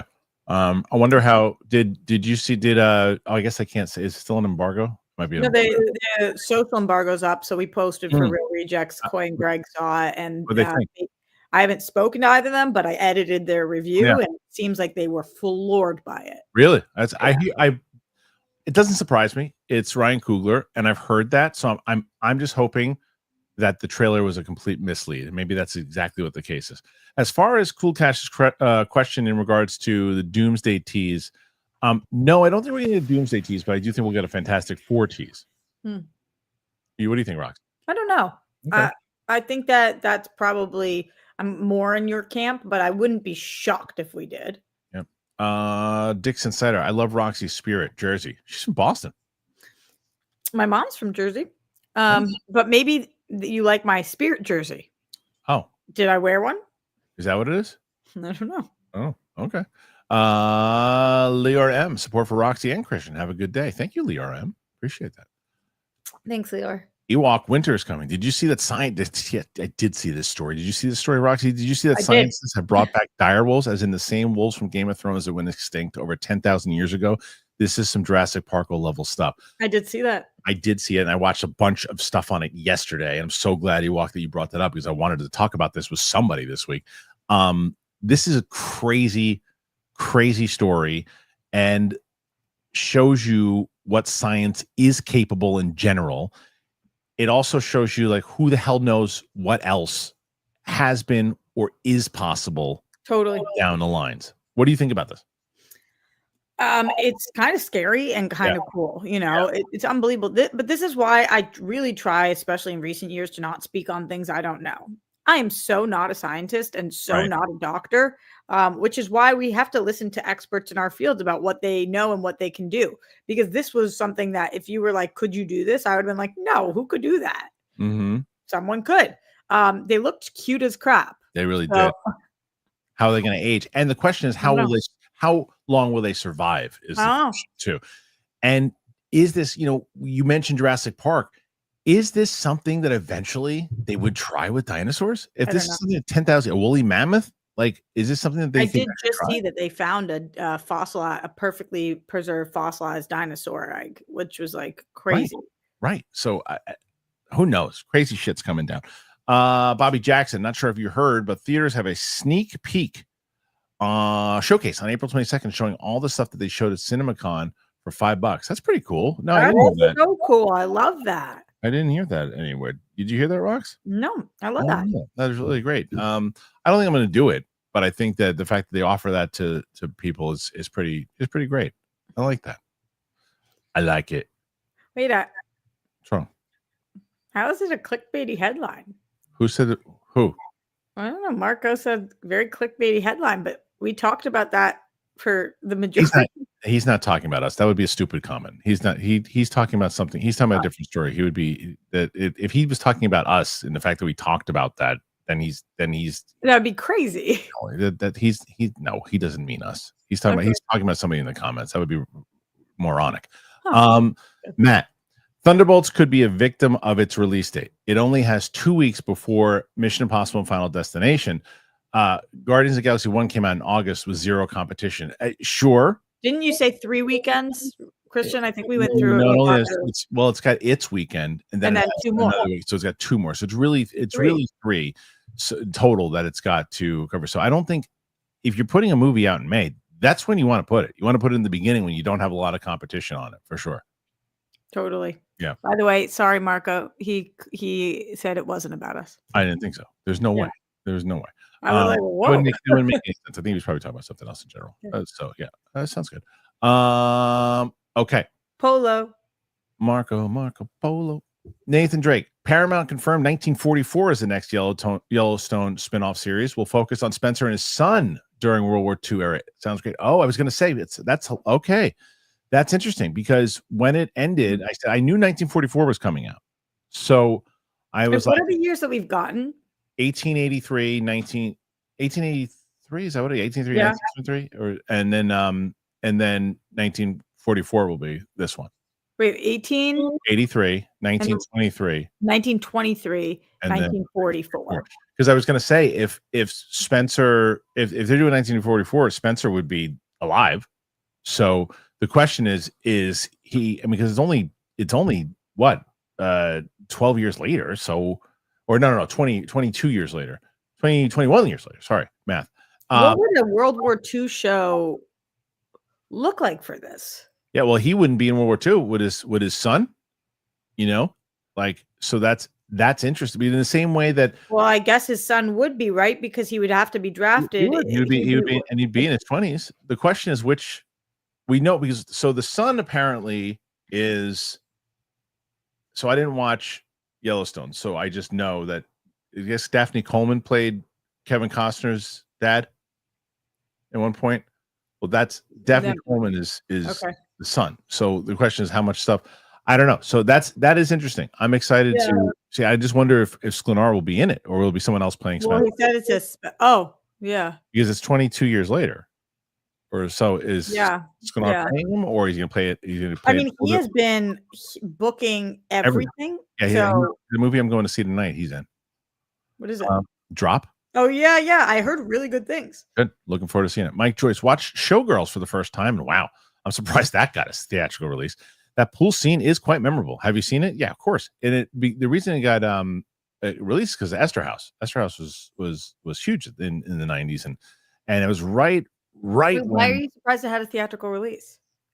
From when it's not a good movie. It's a terrible movie, but probably because as opposed to I think because it's so bad, direct to DVD or whatever, or direct, at the time, direct to video. It was 95. How many direct to video? There's tons of direct to videos movies back then, or just straight to, but that was not one of them. Like that was Anyway, so it's a pretty good movie overall. It was all right.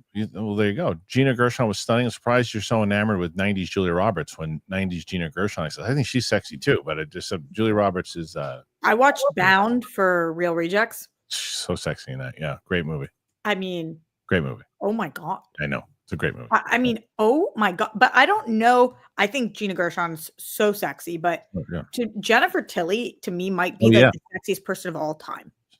She's really good in Liar Liar. Jennifer Tilly? Yeah. I haven't seen Liar Liar in so long. I don't even remember her in it. Yeah. Oh yeah. She's who he's representing. Oh wow, that's crazy. That's how I haven't seen Liar Liar in years.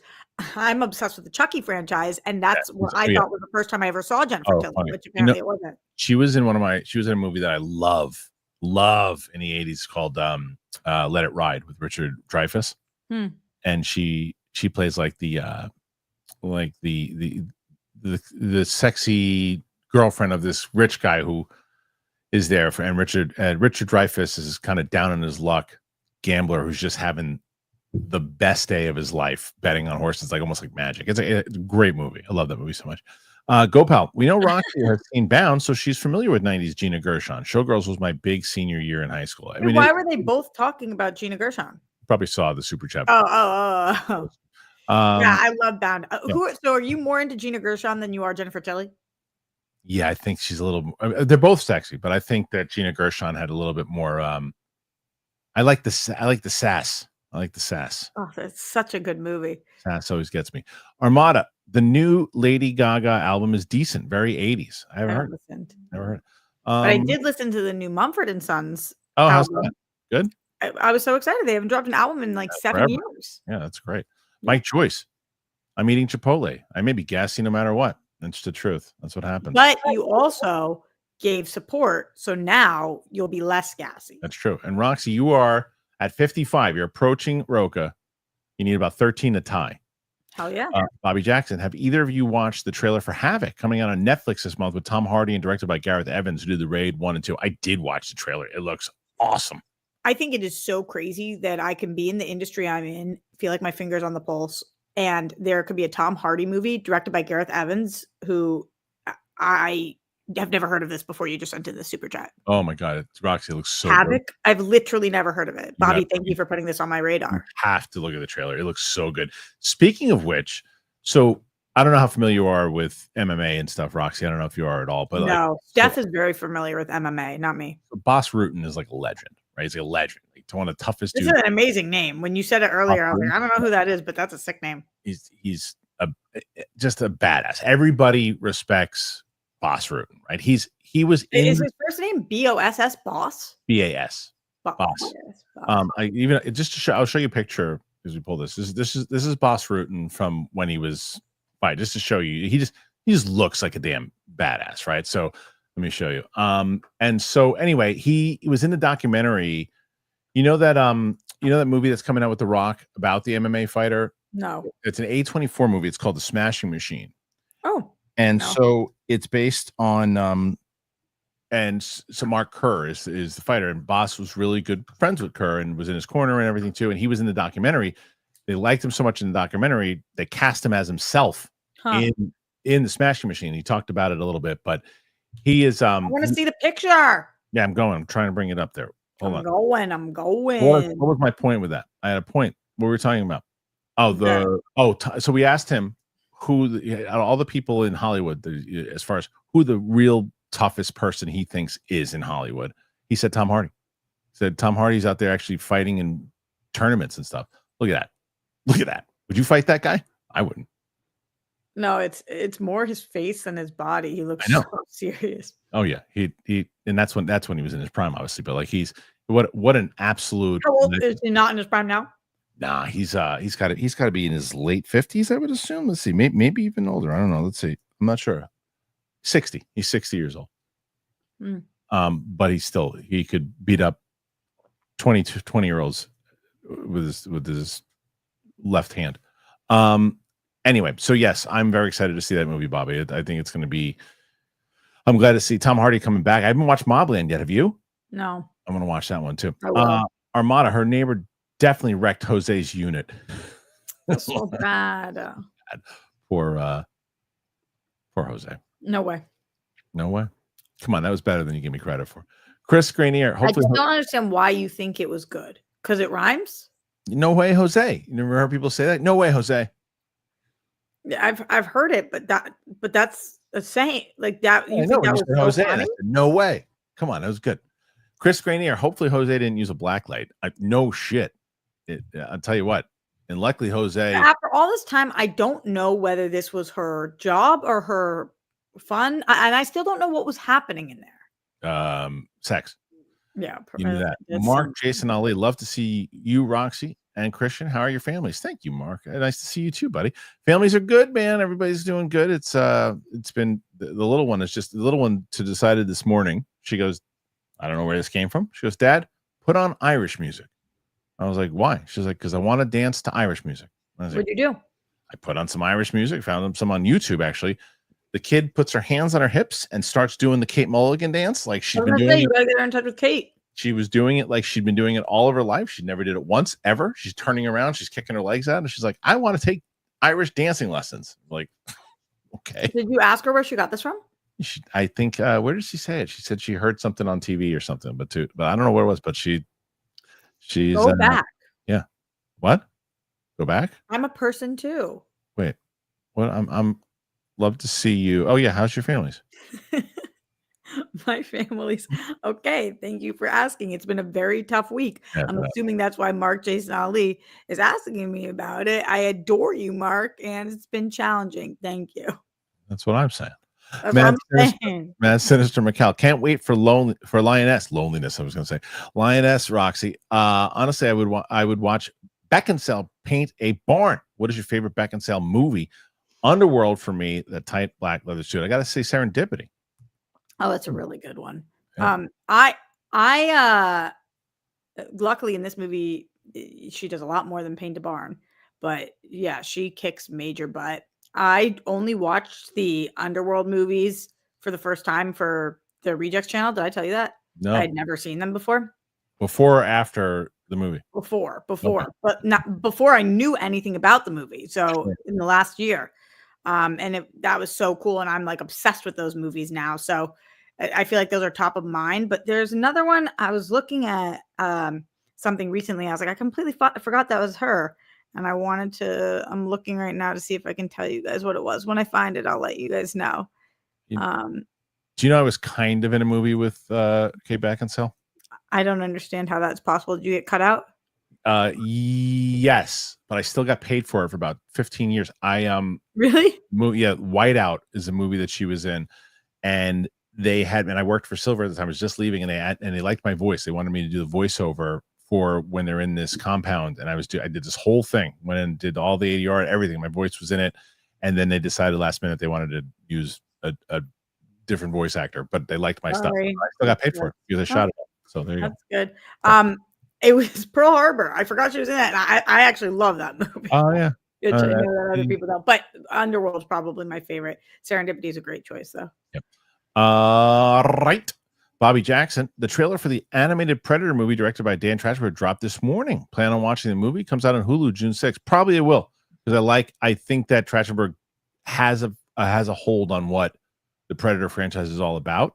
So yes, it actually goes back to my earlier points, Bobby, of what I've said many times over, where people mistakenly think that if a movie's been done 1,000 times over, like let's say Terminator, which I always use the example, that it's dead, the franchise is dead, you can't do anything more with it, just let it die. And my stance has always been, no, the right people just haven't gotten a hold of it. Doesn't mean that the right people will ever get a hold of it, but it just means the right people haven't. I think Dan Trachtenberg is one of those people who got a hold of Predator when the franchise was getting beaten to death. And he got a hold of it, he put together Prey, which had the essence. I still haven't seen it. You'd really like it. That's what I hear. Yeah, it's like it has the essence of what a Predator movie is. And I think he gets it. So yes, I will be watching it because of that. If it wasn't him, I don't know if I would have, to be honest. This is from ZB. Rox, I've never had Apple Plus. If I get it for the first time, what are the first 4 shows you would recommend watching after Severance, obviously? I mean, first of all, I think it is the must-have streaming platform. I agree with you. That's such a difficult question, and I love that you gave me after Severance, so really I get 5. Mention mine. Mention the one that I would say. And then you have to use one of mine. You have to use one of these 4. Are you is it Shrinking Silo? What's your Shrinking is a good one too, but no. It's not Silo or Shrinking? Never seen Silo. Oh, yeah. What is yours? Is it Studio? No. It's Dark Matter? Yes. Dark Matter. Okay. Actually, Dark Matter wouldn't be in my 4. Hey. But I love Dark Matter. Yeah. I think Ted Lasso. Yes, I've never seen that either. You need a feel-good one. Shrinking. It's so good. Silo. And probably The Morning Show. Oh, that's where I would start. However, I love Bad Sisters. I love Slow Horses. I love Mythic Quest. I love The Studio. So many good things. Do they have a deal with Warner Brothers or something? Because all of the stuff that is shot on the Studio, it's all at Warner Brothers. That's all. I don't know. They must. That's the one that plot. I mean, I worked there. I don't know. I love Bad Monkey. That was so good. I love Dark Matter. I love Masters of the Air. They have hit after hit. One of the shows that I've only seen an episode of, but I want to eventually get to is For All Mankind. People love that show. Andrew Guy was in that too. Yes, he was. I mean, some good ones. But Severance first. Severance. Gopal, remember the dashed line on Weird Barbie's map that got it banned in Vietnam because they drew the Chinese claims so the movie could open in the PRC? I heard something like Remember the what? there was something that on Weird Barbie, like what's her face, Kate McKinnon's Yeah. map, there was something that got it With the banned. dashed line. I don't remember what it was, but it was something that I can't remember exactly. Like But there was she said that was taken out. There was something on the map. There was like something written on it. So yeah. Gopal says, "Is Handmaid's Tale still good? I fell off in season 2 because it was too depressing, and I didn't realize it was still on." It's to me, it's still so great. One of the things I will say is I'm hopeful this season is not depressing because we're coming to the end. So I want to finally. I feel like I've been watching this for years. I want to see us get all the vengeance. That hasn't happened yet, but that's what I'm hoping for. Kristian, as someone that is 100% anti-Trump, I understand what he is trying to do, but it's too much too fast. Change needs to be slow and steady, not full blast. I mean, as Roxy said, we're just going to be kind of sitting here watching. There's nothing any of us can do. And watching and being affected. Yeah. My Fidelity account is doing very poorly. What is? My Fidelity account. Yeah. Holy crap. Yeah. Bubble bag and something I don't want to open at all anymore. I'm just like, that's no way, Jose. Yes way, essay. Hey. There you go. See, people like my joke. Gopal says Ovi passed Gretzky's goal record. Do you think anyone will touch his points record, goals plus assists? I can't pretend. I know I can't pretend I know enough about hockey to get into that with you. I was always a Mark Messier guy. That's all I know. I'm sorry. Dixon Sider, do you think Minecraft movie will crack $1 billion? Yes, I do. Wow. Yeah, I don't think there's any competition, and I'm telling you, Roxy, like it is so. Yes, it's one of these things. Like, hey, we have nothing to take the kids to. What about that Minecraft movie? All right, let's go take the kids to see it. I'm telling you, if it cracks $1 billion, that's crazy. It made more than Mario did in its opening weekend. I'm not saying no. No, I know. I'm just saying that would be crazy. I would. That's a movie I would have never predicted that made $1 billion. Zeus Fleming, could you see the tariff wars affecting films being made in Canada? I can see it affecting films being made everywhere. TV shows in Canada, so much of CW stuff was shot there. In both Vancouver is like so much stuff. Same with Toronto. Yeah. It's going to change a lot of stuff. Yeah. Yeah. What they need to do if they want to, like, if they're going to, it's filming in LA. I heard, I think it was Rob Lowe or somebody else talking about this. Filming in LA is a joke. Yeah, I heard that too. It's a joke. And they are trying to give more incentives, but they haven't. And you have to. You got to offer the tax credits. You got to do everything you can do, and we got to get it back. You got to get it back. If they're giving you an opportunity to take it back to shoot stuff here in the States, take it back and stop overcharging people, idiots. It's such a bummer. It's not just in the States. It's that this is the center of Los Angeles. Yes. It's supposed to be the hub for entertainment. No one films there.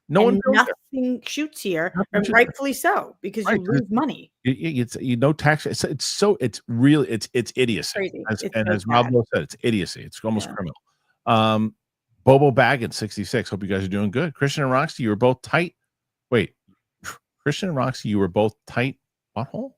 Keep reading. Hopefully Roxy gets that Workaholics reference. Do you? I didn't watch Workaholics, but I understand that it was a reference and wanted to hear Kristian say it anyway. I was like, okay. Gopal, that's the girl from The Politician with Ben Platt. Who is? I think the girl from 1923. Oh, okay. I didn't see that. I didn't see that. Yeah, I think you're right. Matt Thomas, what's up, Matt? I have watched the entire first season of The Studio 3 times already. I'm working on the 4th. This is easily my favorite new series since Shrinking. Apple really doesn't miss. Maybe Beth. So you have screeners for this, man? Yeah, cool. A bunch of people got the whole season. I know Roka's seen the whole thing too. I can't believe that you watched it. You're on your 4th time. He loves it. That's crazy. And just he's basically echoing what you said, that Apple is the best. It's the best. Patty Boy says you're the best. Roxy is the best. Better than Daddy's having trouble. Stop it. It's me. No. Daddy. No. Bobby Jackson loved 1923, but it reminded me of watching Lost in Space when I was a kid. It was out of the frying pan and into more fire each week. It was a great finale. It sure was a great finale. Yeah. There is something that happens in I'll just say in the snow that is highly unbelievable, and I did not care. I did not care. It's like overly romanticized, and I thought it was great. I completely agree with you. When I was watching it, I was like, huh. And then It's so coincidental, and it's so I saw it coming though, because I was like, the Yeah. timing is just the timing of it, but like everything that happens, and I'm like, all right. But they call it the Odyssey, so I knew like, and I love that. I love that. Yeah, La Doce Via. I love Via. Via, love Via. Mirjam, support for Roxy. Well, we're getting close. You're at 65. Roxy only three away from Roxy. Mike Joyce. What's something you didn't understand people's obsession with until you tried it? I just listened to the Beatles' entire discography over the past week. Shogun. Oh wow. Shogun was the one for me. Huh. People were obsessed with Shogun, kept telling me about it. I said, come on. And then I finally watched it. It was one of my favorite shows that I've maybe seen in quite a long time. Matrix. Oh, yeah. I heard everybody talk about it for decades. Yep. I was like, why is it everybody is that good? And I was like, Sam hasn't seen it either. So many movies you guys that you both hadn't seen. So many. I only grew up on television. I know. Seems yeah. Renee Reyes. Kristian, I wish you covered The White Lotus. Seems right up your alley. Keep up the good work, y'all. I watched like the first episode of the first season with my wife, and like I said many times over, it's very hard if my wife is not into something. She wasn't into White Lotus? No, she actually tried to pick it back up without me recently, and she couldn't get into it again. Wow. And I just I'm shocked by that. Yeah, she didn't dig it. My dad watched it though. My dad likes White Lotus. Mike Joyce, I totally understand why they're so beloved. Before that, I just listened to a few of their popular songs. Bruce is next. Bruce. Go Bruce. Yeah, Bruce is the best. And you and I had this conversation. The background on my phone. Look at that. I have a really good picture from the last. I told you I went to see Bruce before. It was like the week or two before I left from New York, to New York, and my friend. Where was it? Was it Anaheim? No, it wasn't in Anaheim. Where did we go? Where was that? In LA. But my it was at where the hell was it in LA? But my Andrew Freed and I went. I don't know. I don't remember where the hell it was, but it was a good show. The studio is awesome, says Mirjam. Yes, it is. It's a really good. Armada, maybe if you do decide record the extended Lord of the Rings reactions, you can cut each movie into 3-part videos. It's just a matter of when we would have the time to shoot 4-hour videos, Armada. That's the main thing. It really is. It's not just 4 hours. It's the time going into it and then discussing afterwards. Right. You need a 5-hour chunk for that. Yeah, it's a lot. Julius Wyatt, shout out to Jimmy Uso for finally giving Jay story life. Facts. It's the only reason that story is interesting at all. It's for WrestleMania stuff, Roxy. I know. You were telling me about this last time. Yeah, it's getting interesting because they're actually adding a little bit more story into it because for some reason they thought Jey Uso was going to be a main event person. He's not. Jake, so excited for Andor. Is it weird that the biggest thing about the show I look forward to is just two people in a room talking? The writing is stellar. That's what this show is. I'm telling people from the I like the intellectual dialogue that is happening in this world, the politics behind it, what's happening in the world of Star Wars, the lead up, the character building. I can tell you this without saying anything else. You're going to get the same comments. It's slow. It's boring. There's nothing happening. It's the same stuff happening already. I can already see it. To me, that's the stuff that really works, is the same thing that Jake's saying. It's the dialogue leading into it, building into the storylines. You still haven't watched season 1, have you? No, I watched it. Oh, you did? Yeah. Oh, did you? Andor? Oh, it's the only one I haven't watched is Ahsoka. Right. No, I like Andor. I didn't love it the way that other people loved it. Yeah. I liked it. We would talk about it on World Girls every week. It was Darina's favorite show. She was like absolutely Andor obsessed with it. Yeah, she loved it, and so did Steph. They both loved it so much that I think it actually made me love it a little less, because I was like, every week I was like, oh, it's good, but they were like, this is revolutionary television, and it is like and I was like, I think it's fine. Okay. Yeah, Alex, not fine. Good. I definitely thought it was good. Okay. Alex, in my opinion, it feels Daredevil is trying too hard to come off like a dark, mature HBO project, and it shows. Outside of Kingpin, I'm bored. Agatha has been the only show to reach the heights of WandaVision or Loki, in my opinion. Okay, look, I agree to disagree on this one. We have different taste. I didn't like WandaVision. I thought Loki was okay. I liked Agatha, but Daredevil's the best of those to me. Yeah. But hey, Agatha was a fun show. It got more fun, but I think quality wise, I think Daredevil's a way better show.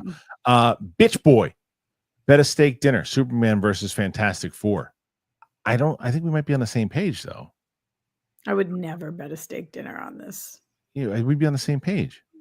We think it's Superman. Yeah. Yeah. Yeah, Superman's gonna make. So I'll get you a steak dinner if you get me a steak dinner. Bitch Boy. Hey, can you have Roxy on every show, please? She's not available.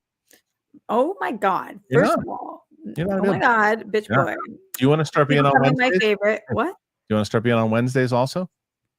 You want me on? Well, Rogue is going to start hosting them more. I'm going to need somebody to jump on with him.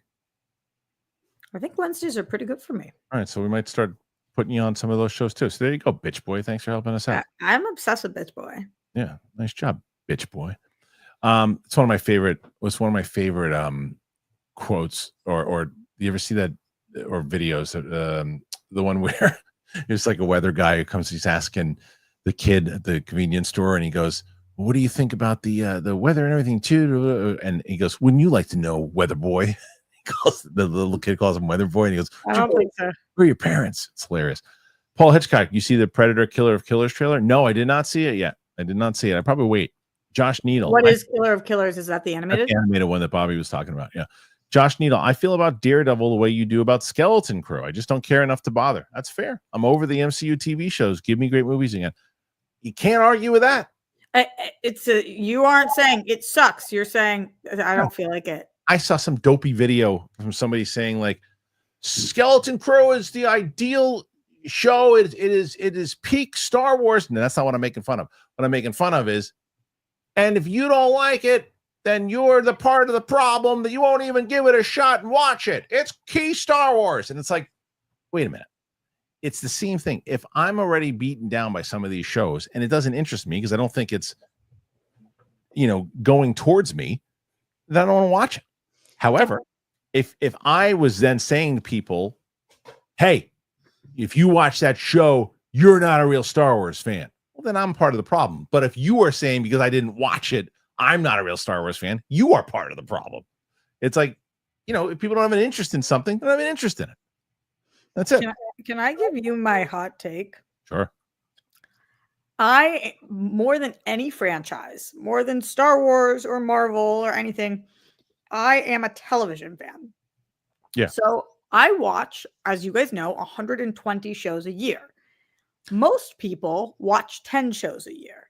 And so when people are obsessed with certain things, like Skeleton Crew, like if you don't like it, you're the problem. Daredevil, Loki, WandaVision, whatever you guys think is the best show of the year. I'm not saying your feelings aren't valid, but there's almost never are the Marvel or Star Wars shows a top 10 show of the year for me.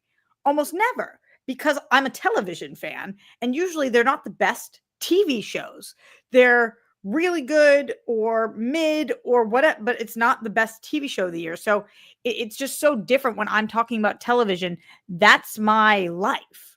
Right. So it's crazy when you hear people be like, then you're the problem. I watched Skeleton Crew, obviously. I liked Skeleton Crew. Yeah, I've heard nothing but good things about it, but it was just nothing about that show that I would be like, if you don't like it, I'm like, if you don't like it, it probably wasn't for you. That's the thing is I just didn't. I watched the first 2 episodes. Okay, fine. It just doesn't seem like it's something I really want to watch. But I hope everybody who watches enjoys it. I want to be told, well, you're not a real Star Wars fan then because you didn't watch it. It's key Star Wars. It's like to you, not to everybody else. I'm glad you enjoyed it. That's awesome. But it also depends on where you're coming from. I'm saying, like, yes, I agree. Yeah, I totally agree with you. But that's why I respect that comment about Daredevil. Kristian DeHoy, support for Roxy. Not sure if you talked about this, but how amazing was the Severance finale? It was if great. You don't like it, you're the problem. You're the problem. It was a great finale. It was really, really good. I think I told you the only thing that I didn't like was the band, which you gave a good example, or as far as not why they had the band that I understood. It was the fact that when a certain person was put somewhere, they were. We just don't know yet. We don't know yet. We don't know yet. So yeah, love the finale. Thought it was so good, devastating, amazing. High highs, low lows. Gwendolyn Christie finally doing her thing. It was great. Yeah, we talked about it a little bit last week. Alex, Jennifer Tilly plays Madame Leota in the awful 2003 Eddie Murphy Haunted Mansion film. Oh my God. Not that 2023 was much better. Upset we didn't get the Del Toro Ryan Gosling one announced in 2010. I didn't know this is so much news that I'm getting in one thing. Alex, you just blew my mind 10 times. No, the Haunted Mansion one with Eddie Murphy, I remember. Do you remember Jennifer Tilly being in it? No, I don't. Okay. I don't. If I've ever seen, I don't even know if I've ever seen it. I just remember it. I just remember that it was a thing. Did you know there was the Guillermo del Toro, Ryan Gosling one announced? No, that I did not know, but I did know about the 2023 one. But I will say my oldest, I didn't, but my oldest loved it. Oh, yeah. Brett Flint, what's up, Brett? Did you see Marvel uploading an 8-hour video of Hugh Jackman breathing? Yeah, I watched every second of it. It was dope. I could actually see that they would probably do something like that for a goof. Armada, when is Kate going to be back on the show? It's Kate's schedule is really tough. She's teaching now. She doesn't really have time like she used to be able to do it. Kate responds to my text 45 days later. She's so slammed. You cannot get in touch with that girl. No, it's tough. Zach Roberts, Kristian, UFC Volk versus Lopez on Saturday. Who you got? I'm not going to pretend that I'm as updated as I used to be. Right? I can't give you an accurate prediction on it because I don't have enough. Definitely Lopez. You said Lopes? Lopes. I think it's Lopez. All right. I have no idea. I don't know either of these. Trey Porter went down a rabbit hole of Brendan Scanar clips on 1923 this past week, and I totally get why he's your number one choice for Batman now. I mean, that's a good way for people to do it too, because I've been talking about him for so long now that people are probably like, all right, I'm not going to watch the whole show, but we go back and watch some clips. Did you see him standing next to Harrison Ford? He like towered over him. Yes, I did. You're preaching to I know. the choir. I know. I think Roxy, this is going to be what when you and I called Robert Pattinson being Batman before anybody had it. We were having a conversation like, you know who would be a good Batman? Robert Pattinson on Collider Live. This is that conversation again. Yeah. I think he's so with you. Yeah. I'm so with you. I think it would be a major mistake if James Gunn does not put him in it. I really do. He's so perfect. Yeah, perfect. I watched A Complete Unknown for the first time and loved it. So good. James Mangold is director. Everyone should look out for it. It's so good. I'm so glad that's the last thing that he's been talked about now and not the Indiana Jones movie. I love this movie so much. I think the comment he's a director everyone should look out for is funny because he's a big director. The way he said that, it was like he's like some like little indie guy on the rise. He's just but this makes me again excited. He's really great. He's had a couple of things that were like the Indiana Jones, not that great. And I wonder how much studio interference he had too. There's a couple other things like I didn't love what's it called? Night and Day with Cameron Diaz and Tom Cruise. Did not like that movie. But he's got so many movies that I love. Whether it's be on the lookout for him. Yeah, I will. Ryan S. Rocks. Boz is in Here Comes the Boom with Kevin James. Yeah, he talks about it actually quite often. Have you seen that one? No. Okay. It's a good movie. It's actually really good. If I was going to guess, I'd say anywhere between the 2012, 2014. Oh, no. If I was going to guess. Let me see. Here comes I don't know this movie. The Boom. What Big year? movie? 2012. 2012. It was actually a lot better than it should have been. I remember when Ellis and I saw it in the theater, we couldn't believe it. It was good. Bobby Jackson. Dan Trachtenberg should be offered more things. He has no misses as a director so far. Reminds me of Travis Knight. He gets the IP he works with. That's what you hope that these people that are getting hired to do. And it's not just like this. It's people who actually love these things. When I see Bobby Jackson's name, I feel at peace. Like I know it's not going to be I know the comment's going to be like so worth us talking about, valid. Like I just feel like, oh, okay, it's Bobby Jackson. Bobby is the greatest, and I'm not even exaggerating this. One of the things that made me sad about leaving LA is like when I do events now, I'm not going to see Bobby. I know. He's just so great. And like, I don't have to feel like worried. What's the comment going to be? I'm just like, oh yeah, it's Bobby. You know what it is about him also? He represents the type of fan that you want, where I've had many conversations with him after live shows where he hasn't agreed with certain takes that I've had. But we have a discussion. But civilly, like an adult and a human. I'm obsessed. Bobby Jackson rules. Alex, The Handmaid's Tale has a crazy ending in the book. Have you read it, Roxy? will be interesting to see if they go with the epilogue or skip it. No, I haven't read it. Please don't tell me what it is. Yeah. This is a conversation I had at also 1 a.m. with Greg last night that he's so nervous about. I'm covering The Last of Us and he's How many have you watched? Of season 2? Yeah. Only 1. Okay. He's very concerned that, like oftentimes Greg has people get off of social before they've seen something. Like he had Andrew get off of social media for 3 months waiting for Deadpool Wolverine. But I can't do that for my life and my jobs. I'm so afraid of, I've never been somebody afraid of spoilers. I'm so afraid of spoilers for that. And I've heard that Handmaid's Tale has crazy spoilers too. I just hope people can be like nice and respectful and not crazy people and spoil things. Agreed. I'm stoked. I bet if there's a crazy ending in the book, I'm sure they will go with it. They will. Yeah. Ryan S. sending support and love and support for Roxy and remembrance of her Papa. That's very Oh, thank you so much, honey. I appreciate that. Nice. Leon, hi, I love the show. Thank you, Leon. We appreciate that. Roxy, you've beaten Roka so far this week, 77. Woo! 77. But the question is, can you defeat Steph this week? Or what did you have last week?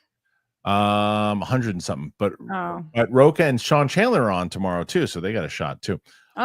PLD Projects. Wait, if Roxy and Roka are on the same show, I'll be so conflicted about super chatting. Well, that's not yet. That's not yet. Paul Marquez saw the. Actually, Roka and I have awesome conversations when we're together. I love him. So what's this? You know what this was? You've seen this? What? This comment? You're reading this comment? What? You're not reading the comment that's up on the screen right now? Should I or should I not? Yeah, read it. It's to you. I'm scared. Why are you having me read something? I'm asking. He's talking to you, Paul. Saw the AM8 last Saturday. It was really good, Queen Roxy. You know what he's talking about? I don't. No, I have no. Is this a gotcha thing? Talking to you? No. What is the AM8? I don't know. That's why I'm asking you. Maybe I didn't know what the hell he was talking about. You think he means amateur? Maybe.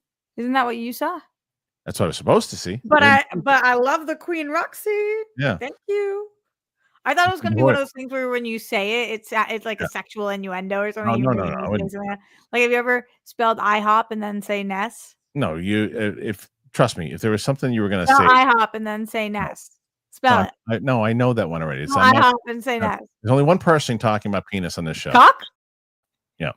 All right, let's go. Next one, and that is Unavowed Thundercloud. Have you seen Blue Eye Samurai on Netflix? No, but I heard nothing but great things. Same. Yeah. Kristian DeHoyt, Roxy, and Roku will be fired. They've been on the show. They did one at least once or twice, and I think the show did pretty well. Julius Wyatt, I like Daredevil, but I don't love it. I think it is the second best Marvel show, but for me, that's not a high bar. Only Marvel show I've loved is Loki. I tell you, we just put up our Falcon and Winter Soldier episodes 1 through 3 today. I liked that show when I watched it, and I like it again as I'm watching it. I thought you liked that show, Roxy. Didn't you like Falcon and Winter Soldier? Loved. You did, right. So Sam loves it too. She liked it. She loved WandaVision. She liked this better. Daredevil's writing just has severely disappointed me. It feels incredibly disjointed without a direct narrative. If you knew Muse in the comments, it might better explain my comment. They went light. So I won't argue with that because I actually make my point about that in the thing that I'm discussing in the episode I'm discussing tonight. I don't have enough reference from Muse, so it didn't bother me in how he was handled. But I'm sure that if I followed him in the comics, that I could see an issue with it. But I really dig it. Really dig it. Alex, Del Toro and Disney announced it at San Diego Comic-Con, and then it was in development hell for years because Disney didn't want to go as dark as Guillermo del Toro wanted to. That would have been a sick move for them. Yeah, it would have been. Zeus Fleming. Roxy, what's your thoughts on acting coaches? Definite yes. Yeah. I always think, though, in any area of your life, you want somebody who has been successful in the area that you are getting advice from. Yeah. So, if you're going to a career coach, you want them to have had a successful career. If you're going to an acting coach, you want somebody who's booked things, somebody who is trained at places that you respect. I have had several acting coaches over the years, and I love acting class, but coaching, especially if you have a big audition, it's like so much better. Totally. Did you, Kristian, because this was your world for little, what do you think about acting coaches? I think they're great. I had Leslie Kahn was Everybody one. loves Leslie. I got along with her really, really well. I think that's where Drew is. Oh, okay. She encouraged. I think Drew Guy was a big Leslie Kahn person. I think so. Okay. Yeah, she's great. Trey Porter, the part where Sklenar whispers to the guy that he'll mop the effing floor with you with the gala plus their fight on the deck on the ship sealed it 1,000%. So good in that. And in the barracks in this one. Mark Jason, or for Roxy, Adolescence was great. Thank you for the recommendation. Yeah. I love this. Mark. Okay. Leon, love your comedy and Times You Lost It playlist. Just watch Kalinowski versus the Internet and Peter Pumpkin Eater. So funny. Keep it coming.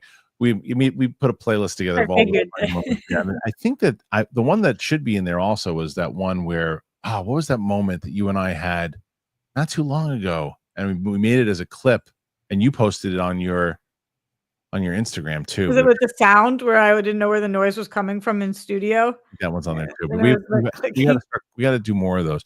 Bobby Jackson, on the community post, you threw out a suggestion of a live event with Sam. I clicked yes and started looking at tickets, so I will attend a live event. That'd be amazing if you did that, Bobby. I would love to see you there. We'll be in New York. Are you doing an event with Sam? Yeah, so I'm just waiting on a thumbnail. Luke's making me a poster. We already booked it. It looks like it's going to be in August. And we're probably going to do 2 shows. What are you going to do? Just you two? Just the 2 of us, and we're going to talk about her MCU journey. And at that point, we think she'll probably have even watched Fantastic Four. We hope by the time we get to August. That's awesome. Yeah, Julius Wyatt, Fury Road, about to be 10 years old. Where does the time go? That's nuts. That's crazy. That is pretty nuts. Joyous Romer, Roxy, may the force be with you. Always. And you. With you. Cool Cash CG, how do you get press screeners for movies and TV shows? Is it based on subscribers or views you average? It didn't. Well, it's so hard to say because when we first did that and reaching out to the studio execs, it was not about that. It was just numbers count for sure, but it was also about. I worked at the studio. I had done things, so I used that as credentials. But now, it is about numbers and other things that you have. So you just got to reach out to publicists, and then they'll get you the studio contacts. And you kind of make a standard email to pitch yourself. Yes. Like, here is the things that I'm known to talk about. Here are the numbers that I've received on my most recent videos. Here is a similar one to this. Like, and you try to pitch yourself based on whatever your best stats are. Yep, exactly. Okay, next one here is the super reviewer. Also, LeCotte and beautiful, Roxy, especially with that hair and fire Disneyland red shirt. Woo! Me and 2 of my girlfriends got this matching. We wear them around Disney, and it's like the greatest thing. Good one. Zeus Fleming, my favorite show is still Hawkeye. I love the family comic field. We are going to be watching that one, by the way. I thought about not doing it, but I think we are going to do that one for sure. Did that one. So, Paul Hitchcock, what are your pet peeves? Mine are communication issues. Roxy knows what I'm talking about. I really don't like my brother does this thing with his mouth where he makes like this frog noise, and it drives me up. It's like, and I'm like, stop it. Do you know what I hate, and I don't know why? What? On the radio, the sound of water or anything pouring into a glass. Huh. I don't know why it drives me crazy. It drives me. That's interesting. What do you do? Change the channel? Immediately. Wow. I hate it. Also, the word sure. Fucking hate the word sure. Sure. Bitch box. Bitch boy. Bitch box. Have some integrity in what you're saying. Have some passion. Do you want to do this? Yes or no? I don't mind a no. Sure. My daughter lackluster. Just drives me nuts. It's so Gen Z. I think it's cute. Bitch boy. Roxy is the cherry on top. She's pretty great. Oh my God. Bobby Jackson. Apple TV has a deal for $9 for 3 months. Perfect time to check it out. Look at that. It's like I kind of no excuses at that point. I swear to God, my Starbucks is more than that at this point. That's it, Rox. You did it. 87 going into tomorrow's with Roca and Sean Chandler. We'll feel a little more confident if we hit 90. Well, we'll see if that happens. I'll give you something to promote while you have an opportunity to see if they throw in. Give me something to promote? Yeah, give you some time to promote. So why don't you promote something? I'm in a movie. It will be coming out with Kate Beckinsale. I'm excited about that. One of these days. And I took over the Wednesday time slot that we used to do for World Girls. Now I'm doing on live at the Roxy. So make sure you join me Wednesday nights. And stall, Right, DJ show, Real Rejects. I hate people eating. Oh, where is it? I hate people eating on camera. Deal with it. Paul Marquez. Sorry, my phone types the wrong way words on YouTube. And yes, the amateur. Go Queen Roxy. Well, there you go. Perfect. Obsessed with you. Thanks. Yeah. I haven't seen the amateur though. That's Kristian who's seen it, right? I haven't seen it either. Oh, you wanted to, but I wanted to. Yeah. Marco, learn to not break one thought into 2 chat messages. First super chat ever. Thank you, Marco. Very delayed gratitude for the hours of entertainment this channel brings. That is Marco, I'm really sorry about earlier calling you out for saying that this was a clickbait title when you didn't say that. Yeah. Very sorry. Bitch Boy just gives some lips. Thank you, Bitch Boy. Mike Joyce, what do you order from Starbucks that's $9 plus? I don't really order from Starbucks anymore. I'll be honest, I'm not even plugging anymore because they're not even sponsoring the show. I have a. Were they sponsoring the show? No, Trade. I have so much Trade coffee that I don't drink anything except Trade. In the morning, I just have it. I have this big ass thing. I grind my own coffee in the morning. It's the best. I was making a joke. I only get tea, and I don't get from Starbucks anymore because they put plastic in their tea. That's what I heard. Yeah. Renee Reyes, what are your thoughts on Cena versus Cody?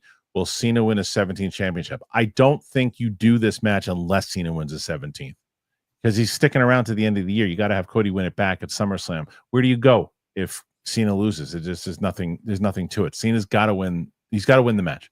How are you feeling about it being the Netflix deal? Great. I think it's yeah.